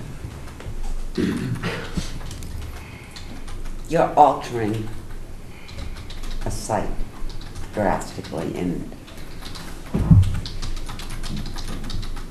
I just kind of have a big problem with that. Altering the site, that the normal flow, whether it's from up the hill coming down or the ocean coming in, I have to think about this. We aren't changing the drainage patterns, because the water's flowing from the street to the ocean. It'll continue to do so. In order to drive the piles, this site has to be somewhat level. So that's... Okay, explain that to me, okay? I know nothing about pilings. Okay. My understanding is the pilings only have to be the same height level at the top. Why do they have to be driven in a level surface? Because of the equipment that the pile driver has, you know, it's an old, it's not old, it's an army truck. Yeah, And he can't go up and down with it like this. Again, this is up on the knoll, so what he's gonna do is, the plan would be to bring in some fill first. So when he drives the piles, he's on a fairly level basis. I mean, he can lift the truck up and down about 18 inches, but, you know, he can't bring it up 4 or 5 feet. So once the house comes out, the house has a basement in it, so once you get the basement out, the first floor of the existing house is at 15, the basement's probably down around elevation 8 or 9, so he'll have to fill some of the basement in to bring the grade up, although because the piles have to have a certain amount of penetration as well. So we're talking, just to give you an example, this is the 15-foot contour going through the site. The existing grade here is 11, so there's 4 feet here, and this grade here is 13, there's 2 feet here. And what we're doing is the slope is, this is 15, and this is 14, 13, and 12. What happens right now is there's a low point here, and the water comes down here. It comes from the front of the house into here. If this fills up, the water drains out, it comes down here, it goes around the wall and down into here. yeah. So when this is done, some of the water will come down here and hit the wall and go over it like it is now, but this portion of the site, you can see it from here, it's gonna come down, it's gonna go around the wall and, you know, into the rubble and into the ocean. So the grading pattern in the proposed condition, even with a fill, is gonna be very similar, if not the same, as the existing conditions. I mean, we're talking anywhere from 1 to 3 feet of fill in certain places in the site. Yeah. That's it, which is about 3 feet waist high. Yeah. And this is about 1 foot. I have to ponder. Thank you. Richard? I had the same questions. I'm not sure what to do about it. Okay. Lisa? All right, just for clarification purposes, you said that the pile driver needs to have a level surface enabled for... Somewhat level, yes. Okay, so why can't, prior to driving the piles, why can't you just level this lot with what is existing? Well, when he rips the house out of here, he does have to bring some fill in there to bring that grade up because there's a basement here. And then, Okay, no, so say that again, please? I said, he does have to bring some fill in to fill the hole where the house is. He's gonna have to bring fill in there. There's a full foundation, Lisa. Okay. Yeah, there's a full foundation. That part I can hold. And then, I understand that. So approximately how much fill would you need to fill the foundation? I don't know. I haven't calculated. So that. if you were, okay, so if you were to calculate the fill to fill, where the foundation was, and then just level that, you wouldn't you not have to have all the extra fill? And then it would fulfill the requirements for the piling? I'd have to consult with a structural engineer, because if he did that, the top of the piles are gonna be up at elevation,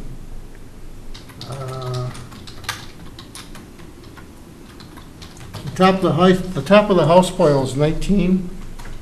This low spot here is 10. So if that wasn't filled in, you'd be 9 feet out of the ground with a pile.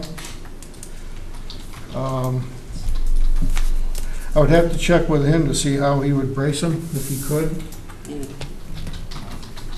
How far below the ground are the pilings? Pardon? How far below the ground are the pilings being driven? They usually look for a 15-foot embedment below the ground. I don't know if they can get them in that far, but they won't know until they start. So if the pile was on the ground 15 feet, and you were down here at 10, you'd be a 25-foot pile. So is it feasible for you to calculate what we just discussed as far as filling the void from the foundation and see if you can use a lesser amount of fill to be able to accomplish the same?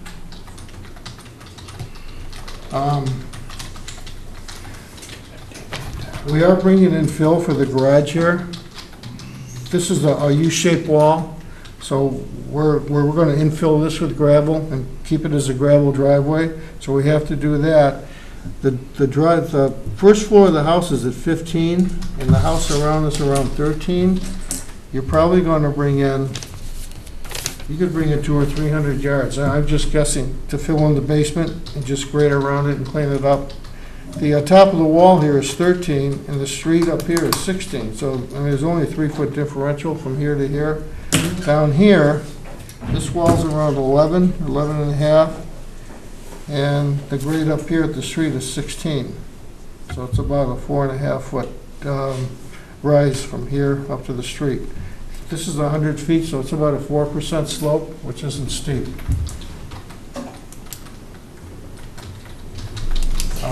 So is there a way of cutting the fill in half? Pardon? Is there a way of cutting the amount of fill in half? Could probably cut it a little bit. I mean, I'd have to run through the numbers, but when we put the fill in there, what we look for is whether or not, we look at where we are relative to the resource areas and whether or not we can meet the performance standards. And earlier, I had mentioned that this is a land subject to coastal storm flowage, so the key would to make sure the soil is stabilized. That's why I talked about bringing in the structural fill, which is sand and stone, which is manufactured. It isn't gravel that you take out of the side of the hill. It's made up at the plant. And on top of that, there'd be some planting material. And under this portion of the house, we're calling for crushed stone, which will stabilize the bank as well. And what that does is it ensures that the bank will be stable after construction.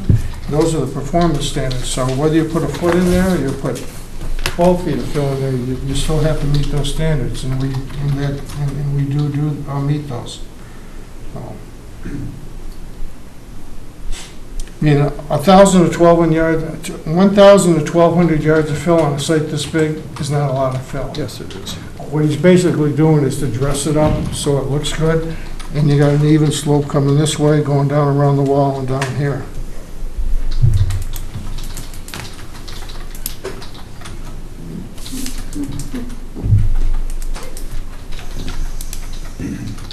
Amy, what do you think?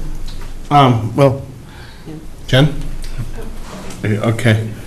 Just taking it all in. Yeah, sure. Amy, you want to? Well, I mean, do you want to go through the conversation that we had, which, I mean, you guys are also privy to the email, so you know what my comments were. Yeah. I mean, I think that there are some, it's a complicated project with some serious concerns with respect to flood control and storm damage control. And the amount of fill being brought on is not insignificant. So, I definitely would stick to the recommendation of a peer review for both the resource delineation and for stormwater to make sure that the interests of flood control and storm damage control are protected. Those are in a nutshell. In the audience, anybody have any questions? My name's Frank Nelson, I'm one of the abutters. So all the revisions that came in today are relatively new to digest. And I know I'm the only one. Sure. I'm the only one that's seen them a little bit. Yep. And I know that there are a lot of people that would like to have an opportunity to at least digest them, so that they can develop appropriate questions, especially on how it looks. And we understand it's a complicated site. It's the lowest point from the cliff. All the water comes from the ocean and from everywhere to this point. Yeah. So we're all just, we want to be as smart and thoughtful as possible about the questions we ask. So, having a chance to look at what was just presented, without, being able to discuss it, it seems an appropriate request. We're not experts, but... Absolutely, and just like I'm not an expert wetland delineator either, you know what I mean? So that's what I would definitely go for, the peer review. I'm not an engineer, same thing, just to back up what they're saying. So I think it's in everybody's best interest to have a third set of eyes on this. I know that a lot of my neighbors would want a chance to at least get copies of these plans and have a chance to look at them and make sure we have smart questions just to answer your request a little bit, is you're actually talking two slightly different things. You want to have a chance to digest everything, it's fine. We're actually talking about not accepting what they're saying verbatim and actually having it reviewed by people that are actually even more expert than we are. Okay. I'm not. Yeah, to make sure that the budding, I mean, I know butters are concerned about. A lot of stuff. A lot of stuff, right, but flooding is one of them, and that's a pretty basic interest of the act. And also, I mean, there's the question of further encroachment on the buffer.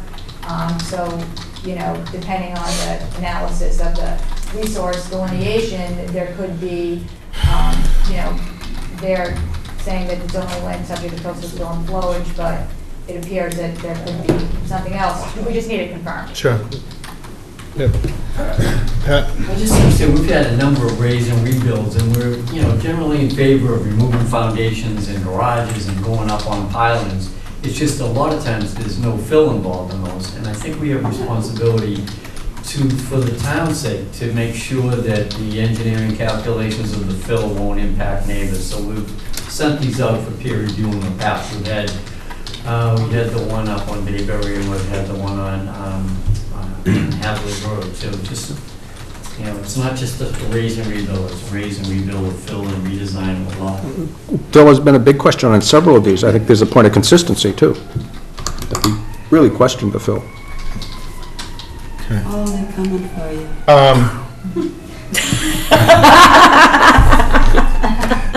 So, Paul, I think that there's, you've heard the concerns from Amy, you've heard the concerns from the commission members.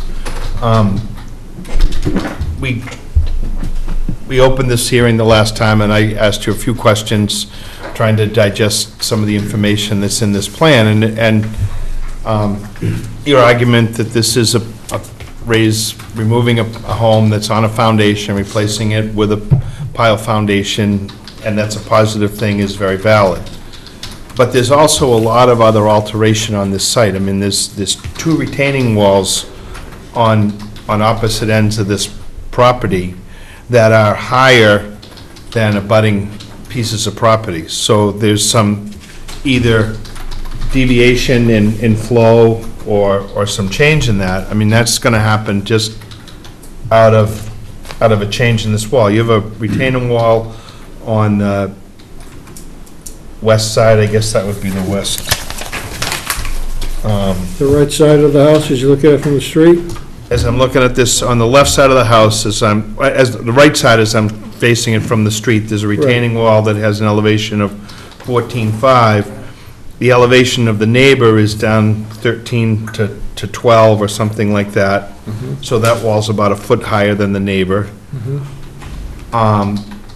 You have retaining walls around the parking area that's going to push water to one side or the other, right? You're going to build. And then from there, Frank, on the right side, what happens is, where it's graded is, there's a wall here. Right. There's a wall here, and when they build this, the water's going to come right down here and come over the wall. The top of this wall is 13, and the What happens, Paul, to the neighbor that's adjoining that right now? That grade, it looks to me like this falls this way. It does. So what's going to happen is, right now, the water from his lot is flowing onto this lot. What it'll do is hit this wall, which is on our property, and it'll go right down here. This wall's about 2 feet in. It'll hit his side of the wall and come right down. Right. This is the concrete. So that changes that flow. But what it does is, it stops this water from coming on our lot. And what happens, the water's gonna come down between this face of the wall and our property line, and go right over this concrete wall. The fill behind the house is right up to the top of this wall here. Okay. All right. And then on this side, and I don't remember this proposed wall being on this plan, so I want to take a look at the abutters. It's on his approved plan, we got that. Number 37 and 39, there's a retaining wall. So now we wound up with like a 6-foot space between these two retaining walls. I mean, I'm questioning what we approved here, but I'm looking at this piece, and I'm seeing just this gap between these two walls. Yeah, the reason we put this here, originally I had it graded to his wall, and he didn't want to do it. Okay, So we put this wall back here because of the grading. all right. The other reason this is here is because the people walk down this area here. Mm-hmm. So we wanted to make that slope walkable, which So, it is. while you're standing right here, that proposed elevation there is 15, and the existing grade is 11, Yeah. so there's is 11. 4-foot fill right there. Right. And up here, this is 10, This is 10, this is 15, so there's 5 feet of fill in here. right. And what happens is, the house is up on a knoll, it I drops down understand. on the garage. And years ago, the folks that did this raised that elevation around the house to keep the house out of from being flooded after the blizzard of 78. That's right. Right. But now they're proposing to fill the rest of the site. Okay. Only because the house is up so high. Well, okay. The other, Okay, I- yeah, I may I just ask understand a your question? issue with the fill, Mhm. and what I'm arguing is that if it meets the performance standards. I understand, Okay. but I think we need to confirm that it truly does. And we have a stormwater bylaw, and your argument is that you're really not changing the impervious area so much, so you're not triggering the stormwater bylaw. I'm just wondering if there are other pieces in the stormwater bylaw that by adding this amount of fill or whatever, that we do trigger that No, piece. because the fill's not impervious. Well, I think it says something about if it moves water onto other people's property or something, but we'll take a look at that. But this is. Regardless, if it impacts one of the interests of the So, act, yeah. the performance standards, you can still Well- ask for a peer review. All right, so we have a stormwater piece that we're thinking about here. We have multiple retaining walls, including this one, right? The other piece that's still, I'd like to have somebody take a look at is the top of Coastal Bank is not like a survey line. It's sort of like a wetlands line, in my mind. A survey line, you can say it's 12 feet from here, it's 30 feet this way, it's whatever. But a top of Coastal Bank is really determined by a person that understands that. Now, you take a look at all the different snapshots that you're given with DEP, and you can determine that a lot of different ways. There's continuous breaks, it's the last break, it's the angle. There's a lot of different ways to determine the top of Coastal Bank. And you may very well be correct that it's out here on this revetment, but I'd like to have somebody tell me that it's not at that wall. That's pretty easy to determine when you read the. I've yet to see it be easy. No, if you read the presumptions and the definitions of Yep. Wetlands Protection Act, which I've read about 10 times. No, I'm sure. Okay, that doesn't meet the definition of coastal bank. And what's interesting is, in the Wetlands Protection Act, when you read about coastal dunes and coastal banks, they all talk about them as having sediment that's unconsolidated, which is loose sand. Coastal dunes you've all seen. Well, it talks about a bunch of stuff. It talks about Yeah. natural breaks, it talks about man-made breaks, it talks about The grades. The breaks are in that addendum that the DEP put out separate from the Wetlands Protection Act regulations. Yeah. I know what you're talking about. Okay. And we did look at this. If you remember James Island, when we did that, Yep. that was probably the most complicated one. Sure looked was. at. There was coastal banks everywhere on those two islands. Right. There were 3 or 4 on some of those side slopes. And we employed those addendums from the DEP on that. Yeah. It's a complicated issue, no doubt. In fact, CZM and DEP have a new guidance document from August 2017 that I think is definitely good for commissioners and other professionals to try to figure this out. Clearly, none of us are experts on this, and we don't have, you're expert here, we're not experts, so perhaps the peer reviewers can work it out, figure it out. Yep.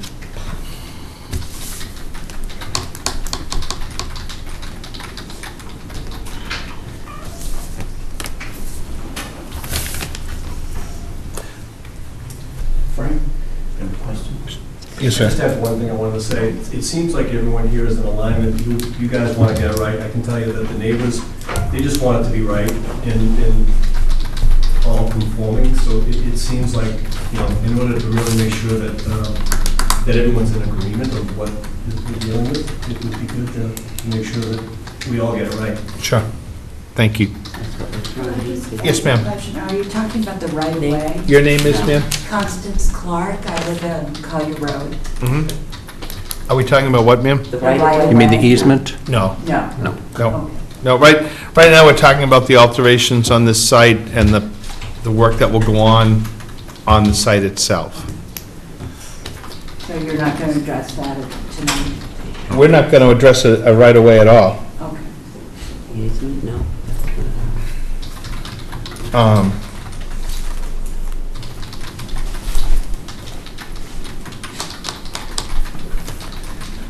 Well, I'm not sure where we get the answers, Paul. You know, we could, You're not sure where you get them, or?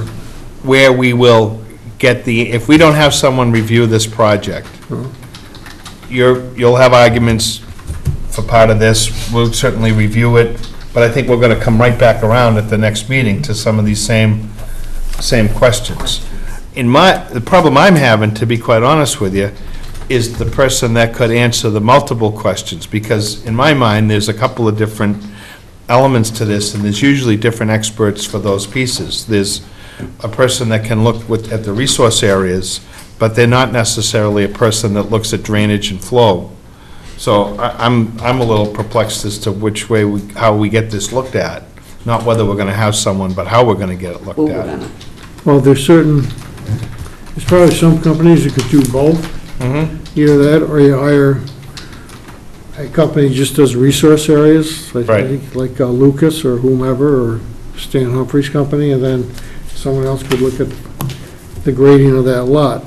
You know, someone has to look at whether or not they think we've met performance standards, but, I'm not questioning, I mean, you've got all the information on Yeah. here, but I want to make sure that we've got it right in regards to these pieces, and I hope you can appreciate that. It's not, this isn't like some little site, sleeper site. This is a fairly complicated area, and you have a fair amount of alteration on this site. You're proposing retaining walls, driveway area, the house, the fill. There's a lot going on here. okay. If you're gonna go out for a peer review for the resource areas,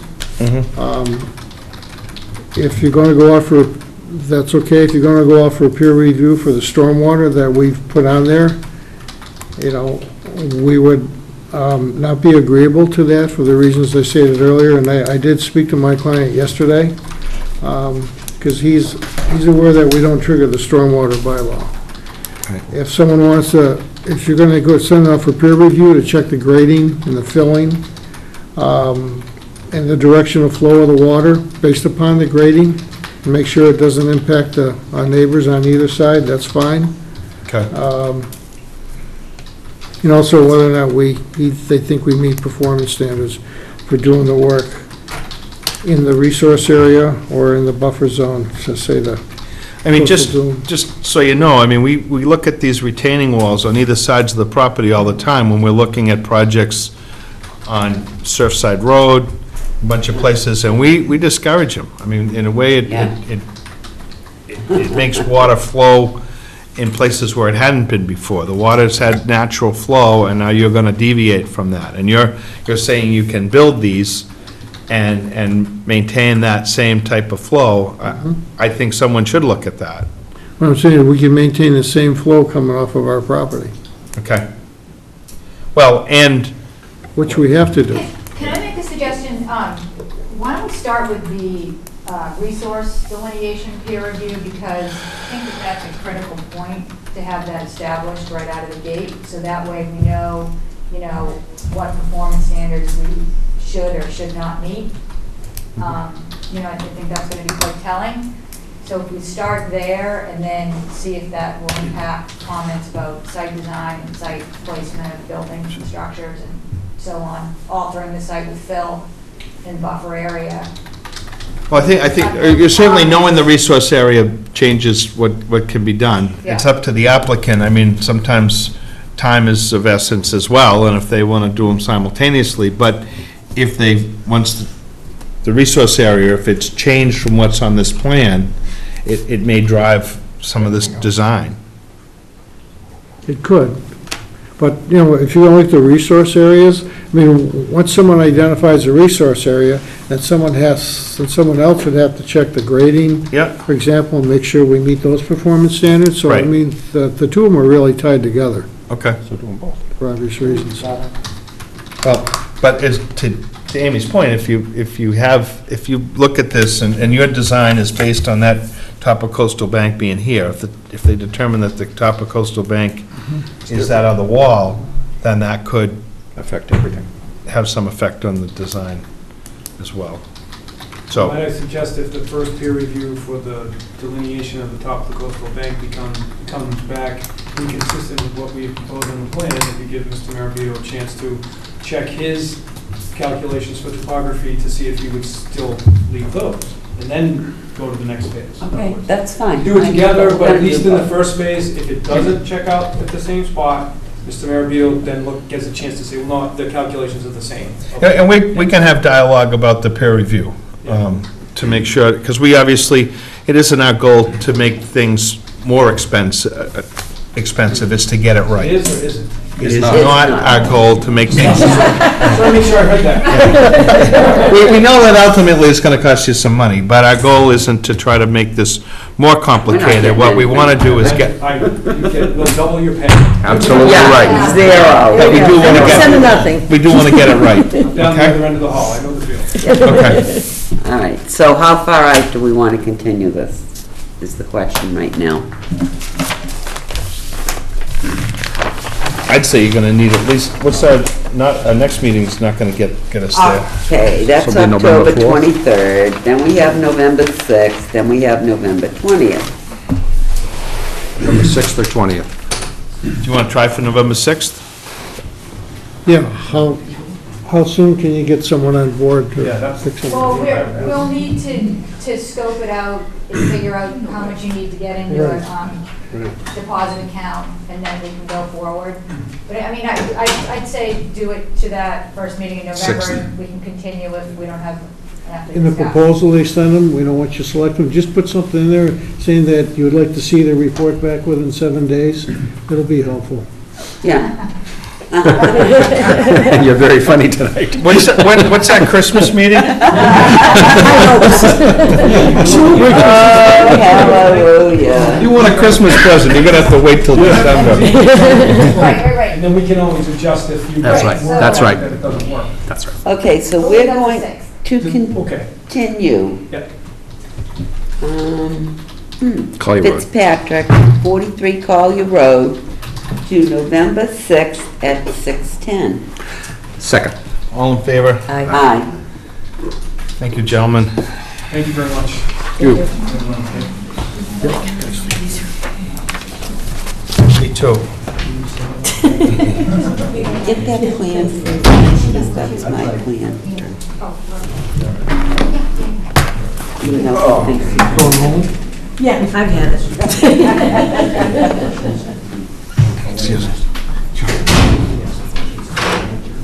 Yeah. You just want to collect this Frank, I'm sorry, could you grab that plan, because Frank? Absolutely That's not. my plan. This one? No, underneath his, This one here? Yeah, that's mine. You want that? Yes, please, Okay. because that's the revised. I guess we're on a recess here. Yeah. What do you need Look at there? it next time.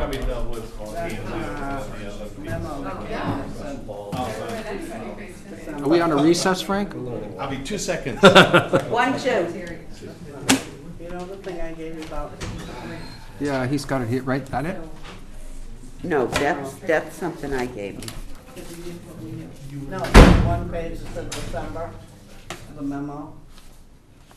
Oh, I have it. See? You know what? Why didn't you ask the right person? Sorry, why didn't I say the right thing? Okay, Gardner, we're Oh, I gonna did. continue. That's going to be continued. That's another night. Okay.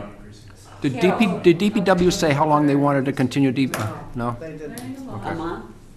I mean, this is ridiculous. Yeah, but this one, we don't have to put a deadline on it. Nice to see you, Paula. Oh, today? We're talking. Oh, okay. I've got to call him, because Yeah. I spoke to Jim Boyton today, Yeah, and we're going to zoning board next week, yeah. and they said it should take. He said we offered that 6 years ago.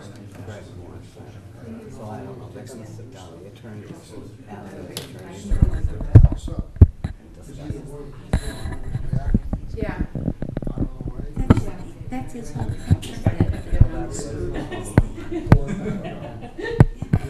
We're going to figure out what it is, we're going to Ocean Air, closer to the other street, or we're going to. Maybe a month. We'll go with the 6th. These two won't be, the They next are, three are there. They shouldn't be. Are No, demoing now. they shouldn't be. They're demoing Yeah. the interior. Oh, the interior. Yeah. I don't think she. So Just you gotta remember. Oh, no, I think. they're flying through it. I don't think they're coming. All the No, places. they're- They're waiting for the house. Yeah, he's a good partner, especially to me, so. Yeah. And she's the same. Well, now I know you look like. Since everybody's taking I did that, I was like, oh.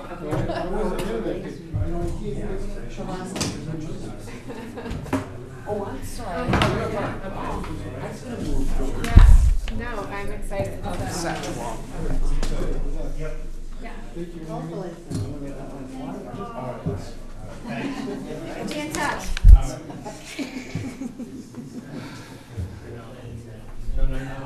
Everybody's stretching? The next three should work right.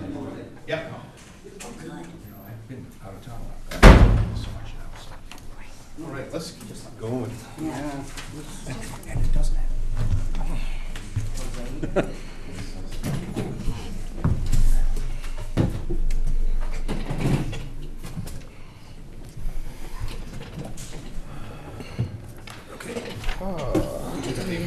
Town of Scituate, DPW 2632 Gardner Road, drainage easement continued. The request for continuance? Yeah, how far out are we going on that? A month? I think there's gonna be a sit-down or something. Did they say? No. No, I mean, that one's also kind of a, Yeah, I know. you know, been on Yeah. the agenda for many, many weeks now, Many and years. I know that Pat's been dealing with some of this, and I saw an email that he was offering to, there was some sort of a meeting that was supposed to come forward. Is he still? Yeah, he's out in the hall. he is, well, but he's left for the evening. It's in progress. I would say continue it to the next hearing, The next hearing? because I think that things That's are fine. moving forward. So it's Definitely. 23rd? I think it's the 23rd. Yeah, it is. 'Cause it- Put it at the So this one, end or jam it in between something, because it could continue again. you Yeah, know. I know. to be honest with you, the drainage easement, Amy, isn't the one that, I mean, this is a filing by DPW to move the drainage. Mhm. And although it may ultimately mesh with some of our issues, what we really have been after is an enforcement order. Right, For mis- On for the fill. yeah. For the Yeah. fill, the alteration, the clearing, and that's what we want to get after, in my mind. I don't understand how the two keep getting into one. Well, because other things have to happen there, there's work that's going to take place or whatever, but, and obviously it'd be better if it was dealt with simultaneously, but we're not, I mean, it's almost becomes a stalled issue Yeah. for right, us. Right, that's And what kicked this thing all off was an enforcement order now several years ago. Yeah, when DEP was out there with us and told them, get it out. Well, it's more than get it out, it's a restoration. Yeah, I know. Yeah, I mean, on this one, again, I have a It's little bit of the complicated. history of the project, and I know that it's in legal counsel for all three parties. Well, actually, not all three parties, for air and for DPW/town. So we'll just go So- out till October 23rd. Apt. All right, but again, I think it's the enforcement piece that we need to be pushing on, with town council. If there's other pieces, but we want to know what they're doing to correct that. Us. enforcement piece. And as far as I know, that's a big part of what they're trying to coordinate. Okay, thank you. Okay, I make a motion to continue Town of Scituate, 2632 Gardner Road, till October 23rd at 6:50. Second. All in favor? DePisa, 537 Hadley Road, rebuild.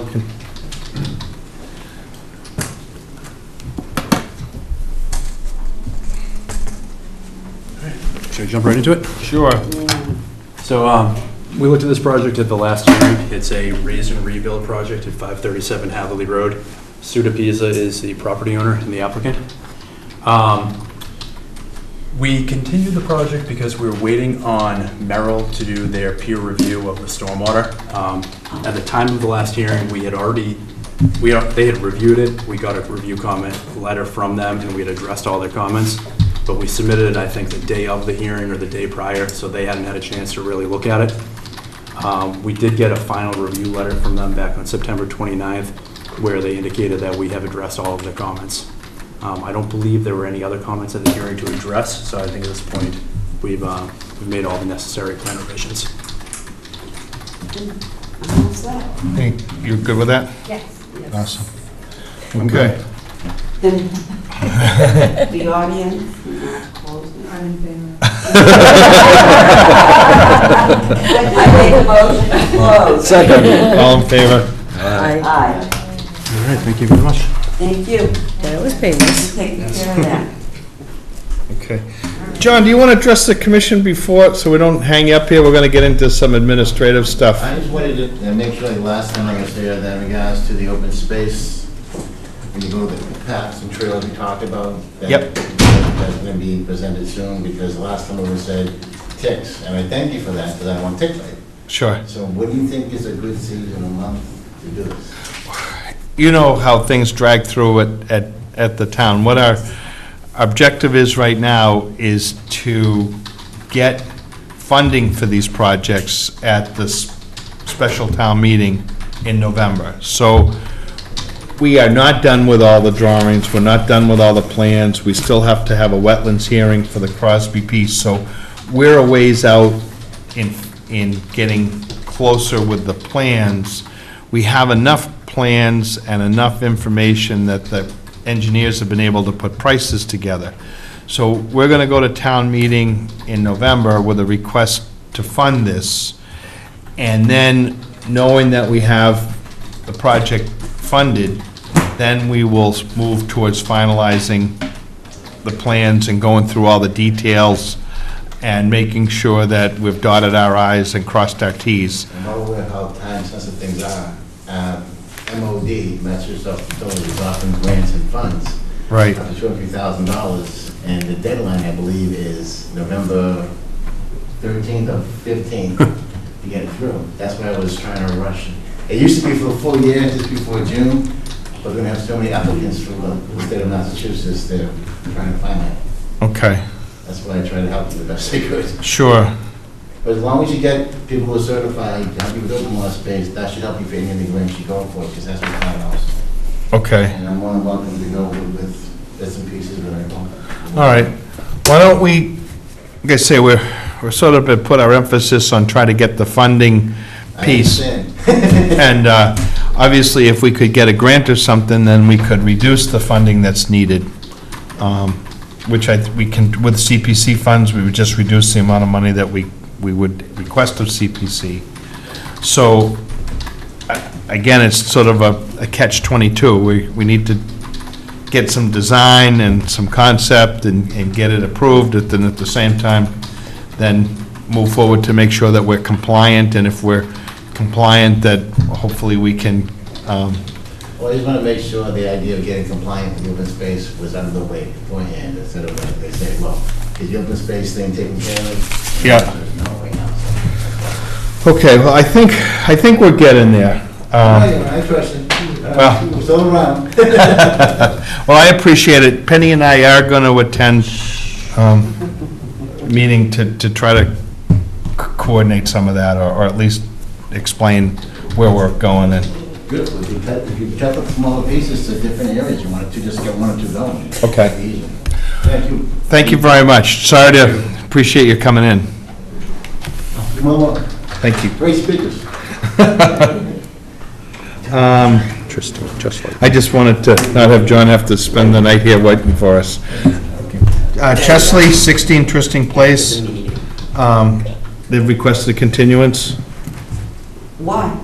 because they don't have a Board of Health. Oh, both of them? Yeah. Oh, that's a shame. Okay, so we'll do them at the next meeting, Yeah. hopefully. And I make a motion to continue 16 Tristan Place to 6:55 on October 23rd. Second. All in favor? Aye. And now we make a motion to continue to 7 o'clock, 21 Tristan Place. Second. All in favor? Aye. Thank you. Did we do the pizza? Yeah, we just did have. She went out of here as happy as a clam. Well, that's right, we did. She voted. I lost my head. Yeah, she voted. We have a little break in the action and everything. It falls apart, especially for elderly people. All right. When we're done on this. So, order conditions. Johnston? I make a motion we accept the order of conditions for 112 Central Ave as written. Second. All in favor? Aye. And Leo? Yeah, I make a motion we accept the orders of condition to 77 Rebecca Road, raise and rebuild. It's an amendment Yes. to Right. the Yes. conditions Yep. they already had. Second. All in favor? Aye. Great. Aye. No certificates of compliance. Minor, activity?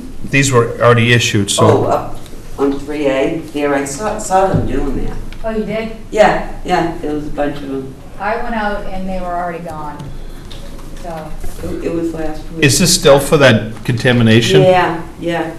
Right on the. they'll be back in front of us soon because they're planning to remediate by digging up the impacted soil, so. We fought like heck to save that thing. I Some know, fool rolls a, that little tiny section. We fought for that. Oh, really? Yeah, the little piece of wetlands, and then they have a Well, spill. they'll have to restore it. I know, but it's just so ironic that there was a spill there. Kind of wrecked that little tiny thing.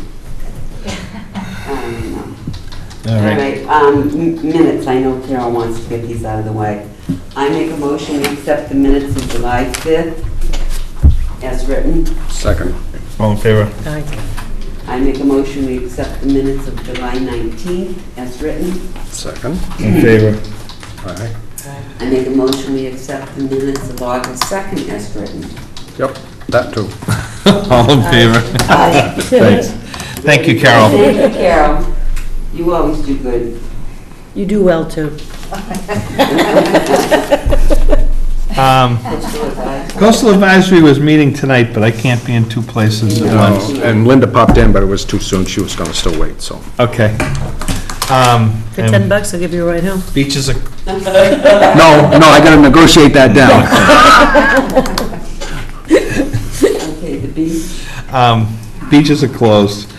Closed. By the way, they did, I don't want to get off track, but the town did, we bought with CPC funds, matting, strictly for handicapped people so they could get access to the beaches. Okay, at Peggotty Beach and at mine and so forth. So that is a very feasible way. How much were they? I couldn't tell you off the top of my head, but they are supposed to have quite a longevity, like 15 years. Yeah, they And should. you pick them up every year, and they come with the stakes and so forth, so something to look into. Your friend, what's her name? I don't have friends. You, on the beach commission, Frank, the one that lives next to Bill. Oh, Nancy. Nancy, your friend Nancy, bought the maps. So she'll know how much they are. Very nice. Thank you. Central Ave disturbances. So this has to do with some dredging work under a pier. Oh, the minor activity permit? No, just, Oh. we're That's on what to they other claim they have, minor yes. activities, Okay. other administrative items. Okay. And it got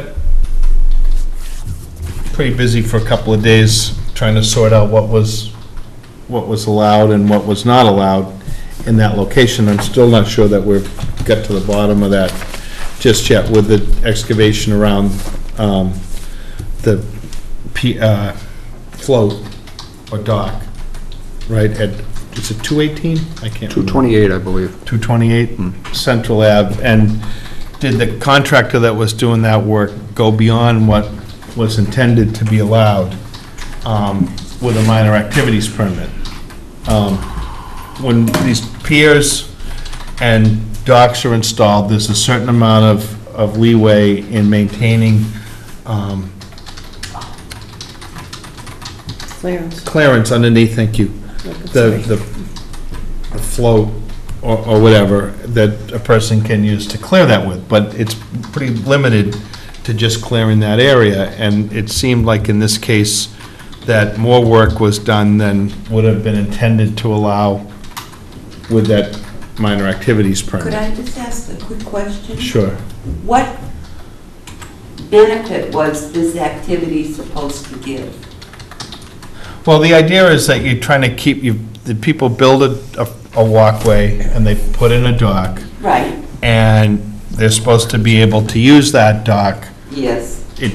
during different tides Okay. and whatever. And if you have washover from storms Yeah. and whatnot, they get underneath the dock, and you're allowed some maintenance with a Chapter 91. Underneath the Yeah, dock. there's a minimum requirement for how much space there can be.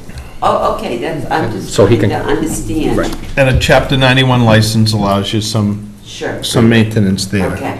But it's, I can help clarify a little bit how the minor activity permit was written. sure. Okay. The minor activity permit was written that basically stipulated that the resident could clear under the dock to enable the floats to be able to put down in the water for the boats, period. So in other words, it didn't authorize 20 feet to the right, 20 feet to the left, which is what it ended up turning It out was to be. just under. It's supposed to be to clear underneath, to enable the resident to use the dock as intended, as they were issued their Chapter 91, to clear underneath so they could use it, not to clear on both sides and create a parking lot and, fill front of your house and Yes. 4 other people's houses. So I guess my question would be, and Amy, I went down to take, Lisa contacted us to say that there seems like an awful lot of activity I received about 9 phone calls. going on. Well, regardless of how you got to it, Yep. you notified myself in the office that there Right. seemed to be activity going Exceeding on the that seemed permit. like that would be above and beyond the permit. I went down there and took a look at it late on Thursday. I sent some pictures and an email to Amy. She went back on Friday. She spoke with the contractor about this. He assured her that what he was doing was okayed and that was allowed. And then, but he was also supposed to be wrapping it up. And then you contacted me again that they were working on Saturday. So it seems we got some different information. I guess what would be important to me is to know whether or not that they did exceed what they were allowed to do there, and do we feel that there was a violation in doing that work, I think is how we want to take a look Well, at it. To also let you know, when the original MAP was issued, was in the spring, and they went beyond the dock at that point, and so when this was... Yeah, I guess that does make Yeah. sense, because typically people would come in the spring and say, can we, Right. over the winter, there's been some overwash, Yep. can we clear that out Right. before we put in our dock? And here it is the fall, and they're doing that work, which seems a little out of context. Well, what had transpired is I received some phone calls, I went down, I took some pictures, I talked with Pat, and they were digging into the water, like they were dredging the river up way beyond the dock, and then it became cease and desist, until Pat could get down there. That was in the spring? That was in the spring, yeah. So they did do work in the spring? Oh, yeah, they did work. They had piles in front of 4 houses from what they did then. So was the minor activity permit for the whole summer? I just started in July, Yeah. so it was in effect when I came on. And, Do we put dates on these? We do, but this is where I think it leads into the discussion on Right. minor activities permits. Okay. I think we need to, Our use of them and their applicability right. to these projects and pros and cons, and if we can try to establish, more of a protocol, because I would have the opinion that this project definitely was more than what was intended under this minor activities permit. And so in the course of action that we want to recommend or require, as far as to try to get it back on track, I was going to suggest an after-the-fact notice of intent so that they could get an engineer, with drawings and try to figure out what the appropriate restoration, activity is. Basically, they would result in an order of conditions, and they can build into it ongoing maintenance. Because there's definitely, under their Chapter 91 license. But with a strict guideline. Yeah, we'd have control over it. Right. We got a machine digging into the water. This goes beyond just taking some cobble and sand wash over and putting back in front of a house. This was a major gutting. Right. Yeah, no, I think that a meeting with them to go over, explain why we need this and to try to, do this in a friendly manner and have them agree to submit the after-the-fact notice. And if not, then we could go to enforcement, require them to do it, and, that's, but if they'll agree to do it and they can see that in the long run that we need that so that we can have some kind of oversight and that they can do it in the future. I believe this party already has an outstanding enforcement. That's right. For the Jersey barriers on both sides of the property that had never been. Okay, but that's a separate matter. It is a separate matter. Yeah. And I would also add that this particular contractor has been in front of us before for stretching the rules a little bit, so. Right, well, that's, again, a lead into a discussion for minor activities permits.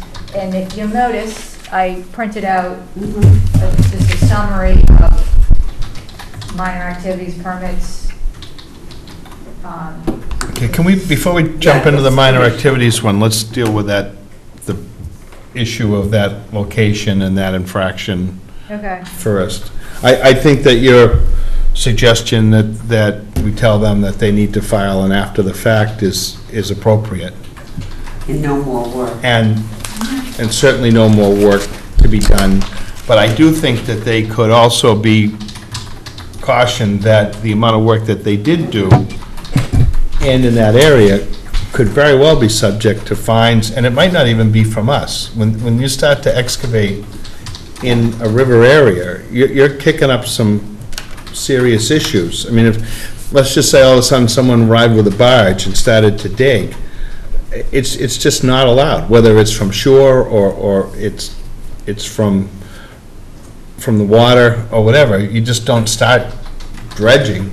No, I know, and well, and just like the banks, if you go by there now, I'm not so sure they're stable. Right. You know what I mean? So is there an ongoing sediment problem? And I think Could be from them not planting it, or at least, blanketing. I'm not sure. That's why they need to bring a coastal person in. Yeah. It's a coastal engineer that can figure out, if it should be kept as is or modified even from how they've left it.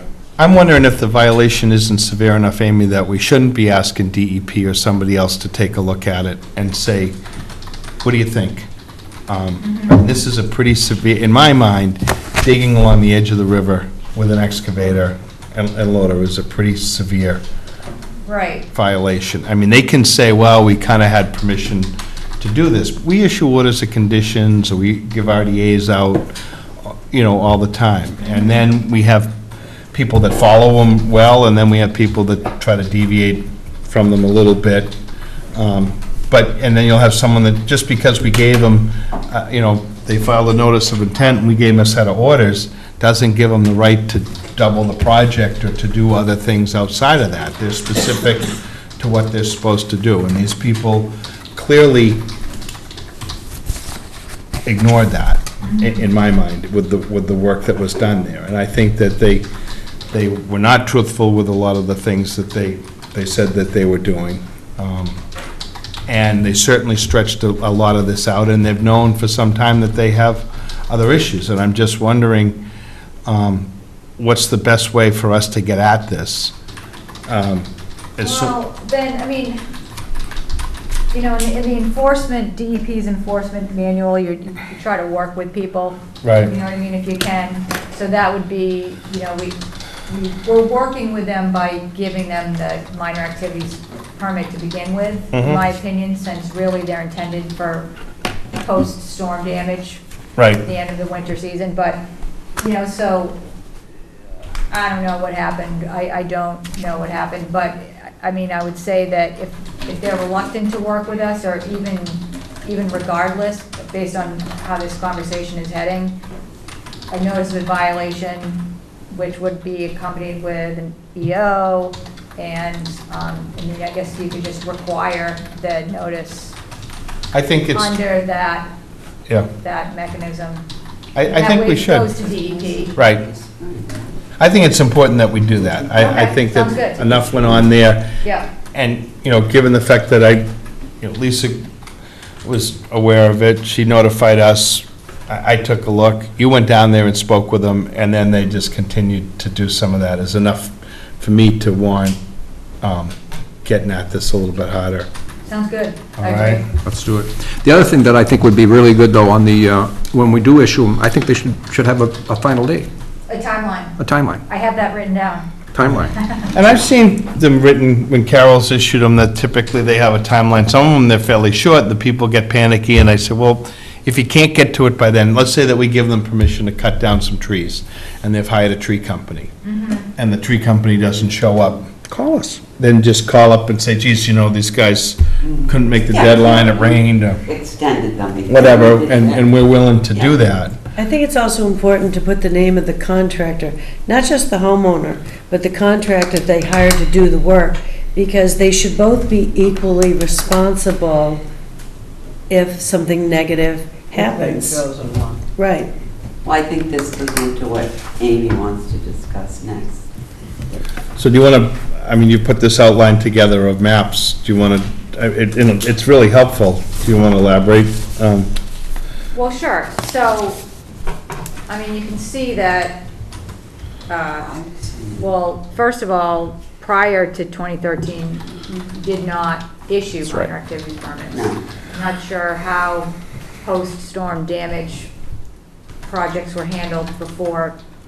No, before well, that The time. MEBs were Well, created in They They were, I mean, 2013. it's something that, Doesn't matter. that are not officially recognized by the state, for one, but it's a way to try to streamline and to make the process of cleaning up after severe winter storms easier for the residents, you know what I mean? So it's not an official filing, so that, because there's cost associated with that. There's obviously cost associated with fixing your property up after it's been slammed by the winter. So, yeah, so anyway, so we started issuing these permits, and most of them have been issued in the past 5 years for exclusively dealing with storm cleanup and returning the overwash to the beach post-winter storms. We've issued more and more although actually it's backed off this year. I think it was largely due to the storms that came in 14 and 15. Right. You know, so there was a big bump in what needed to be corrected. But the remainder of the minor activities permits that we have issued are related to really minor things like, they might be exempt under the Wetlands Protection Act anyhow, such as, you know, removal of a dead tree in buffer area, a single sonnet tube for deck repair, some environmental testing, quick utility line to a residence, you know, something like a day project. You know, where not appropriate, it would be falling to a request for determination of applicability or a notice of intent. So this way, it does move things along. There's a small fee for a minor activities permit of $35, but they're discretionary. And the problem with them is, well, not only are they not recognized by the state, but it's hard to keep them, you know, oversight. Yep. So once they're issued, they're gone.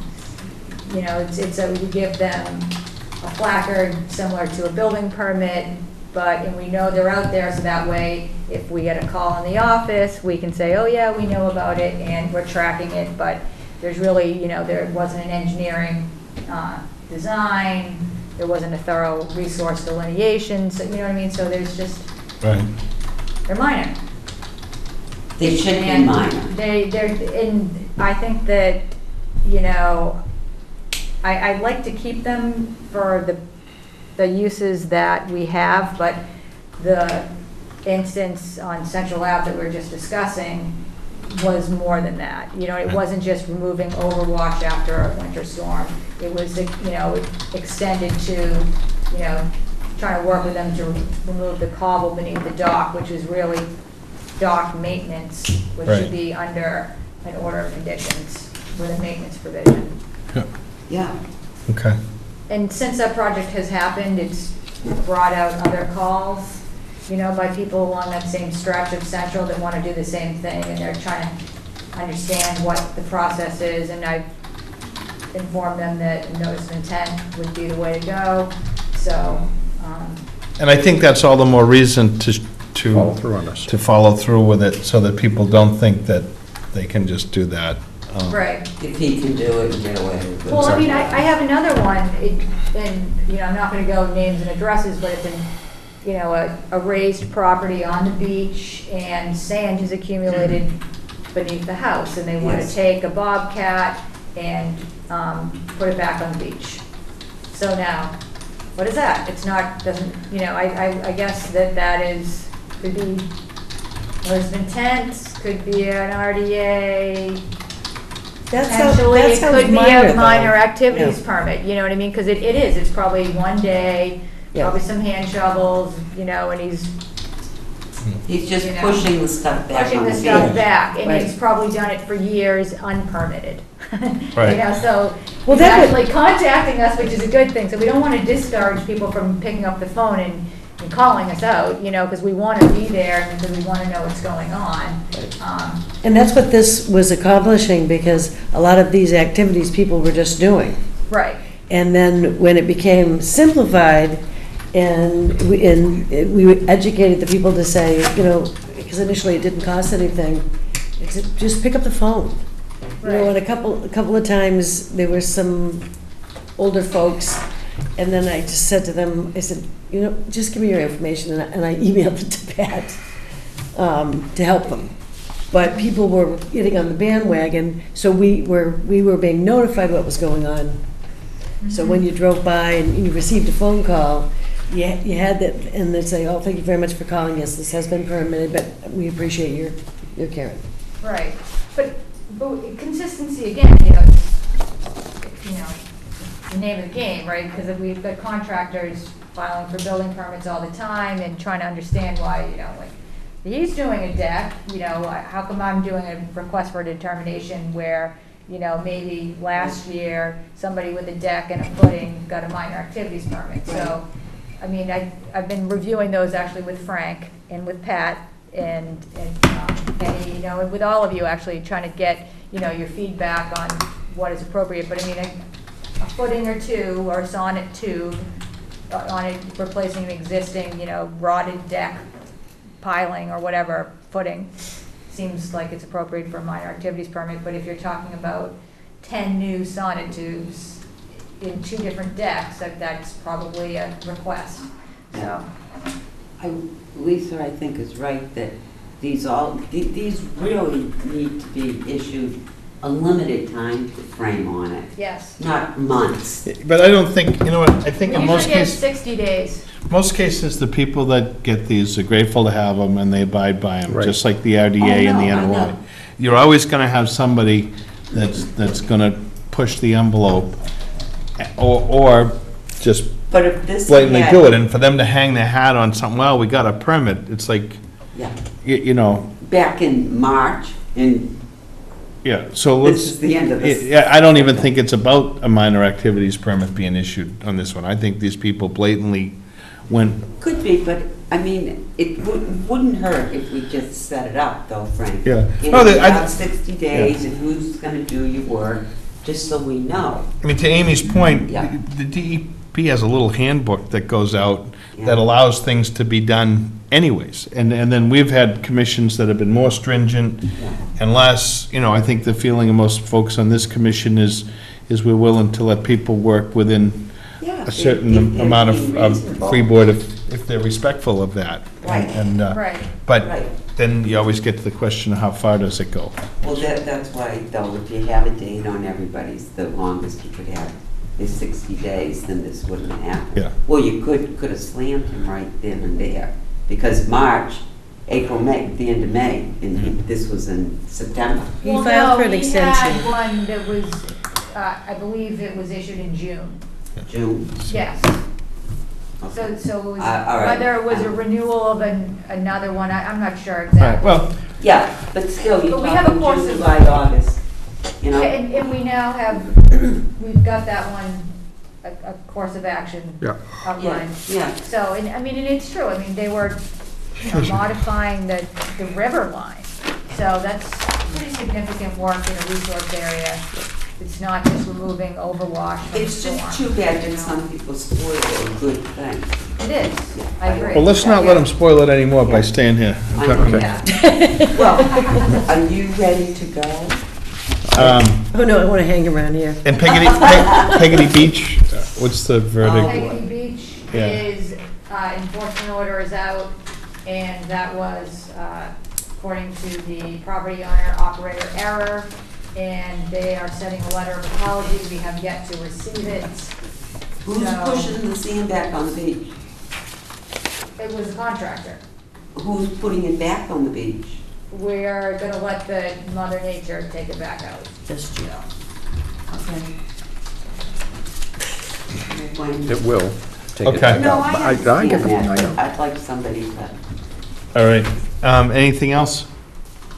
not, I think we're all set. Carol, you want to bring anything up tonight? You still have trails and map updates. We're working on it. We're gonna, yeah, we're working on it. Penny's put together a good proposal. We're going to start going to That's the meetings. advisory, capital, all the different things to put forward. Our So, new member is very interested in this. yeah, so, Wow. so there's 2 phases, Jen. There's the construction of new access points, roadways, parking and things like that, and that's gonna go before special town meeting in November for funding, and if it goes forward, then we're gonna get going on getting that access into those places, and we can certainly take a look at that. You filled in more. Penny's been running with that one, and she's got a lot of the information on it. The second piece, and I was there the night that you interviewed with the selectmen and expressed your interest in trails and mapping and things. There's a group of folks that have started out by helping us with trail maintenance, a couple of retired men that were doing trail work, and it's sort of morphed into a much bigger piece where we're gonna try to get our trails on formal maps, GSI, just getting a whole bunch of things. And maybe at some point, Philly Sooner could introduce you next time they're having a meeting, get you in the loop and perhaps get involved with some of these and see where they're going with it, because it would be good to have a member of the commission. I've sort of been the liaison between that, and I'd be glad to. That a girl. Well, And that's she's also computer fine. literate too. So, So what once was that supposed to mean? Oh, nothing. Did I say that? Well, that's great. We're looking forward to doing those things. But the funding for that is also gone before town meeting, for the About mapping and all $50,000 that. worth of money to do the maps and the GIS work, so it'd be good to get on to that. Marla Minia is the person that's doing that along with a group, and it's interesting. Great. So, be good. And I make a motion to adjourn. Second. Oh. Good for you, Lisa.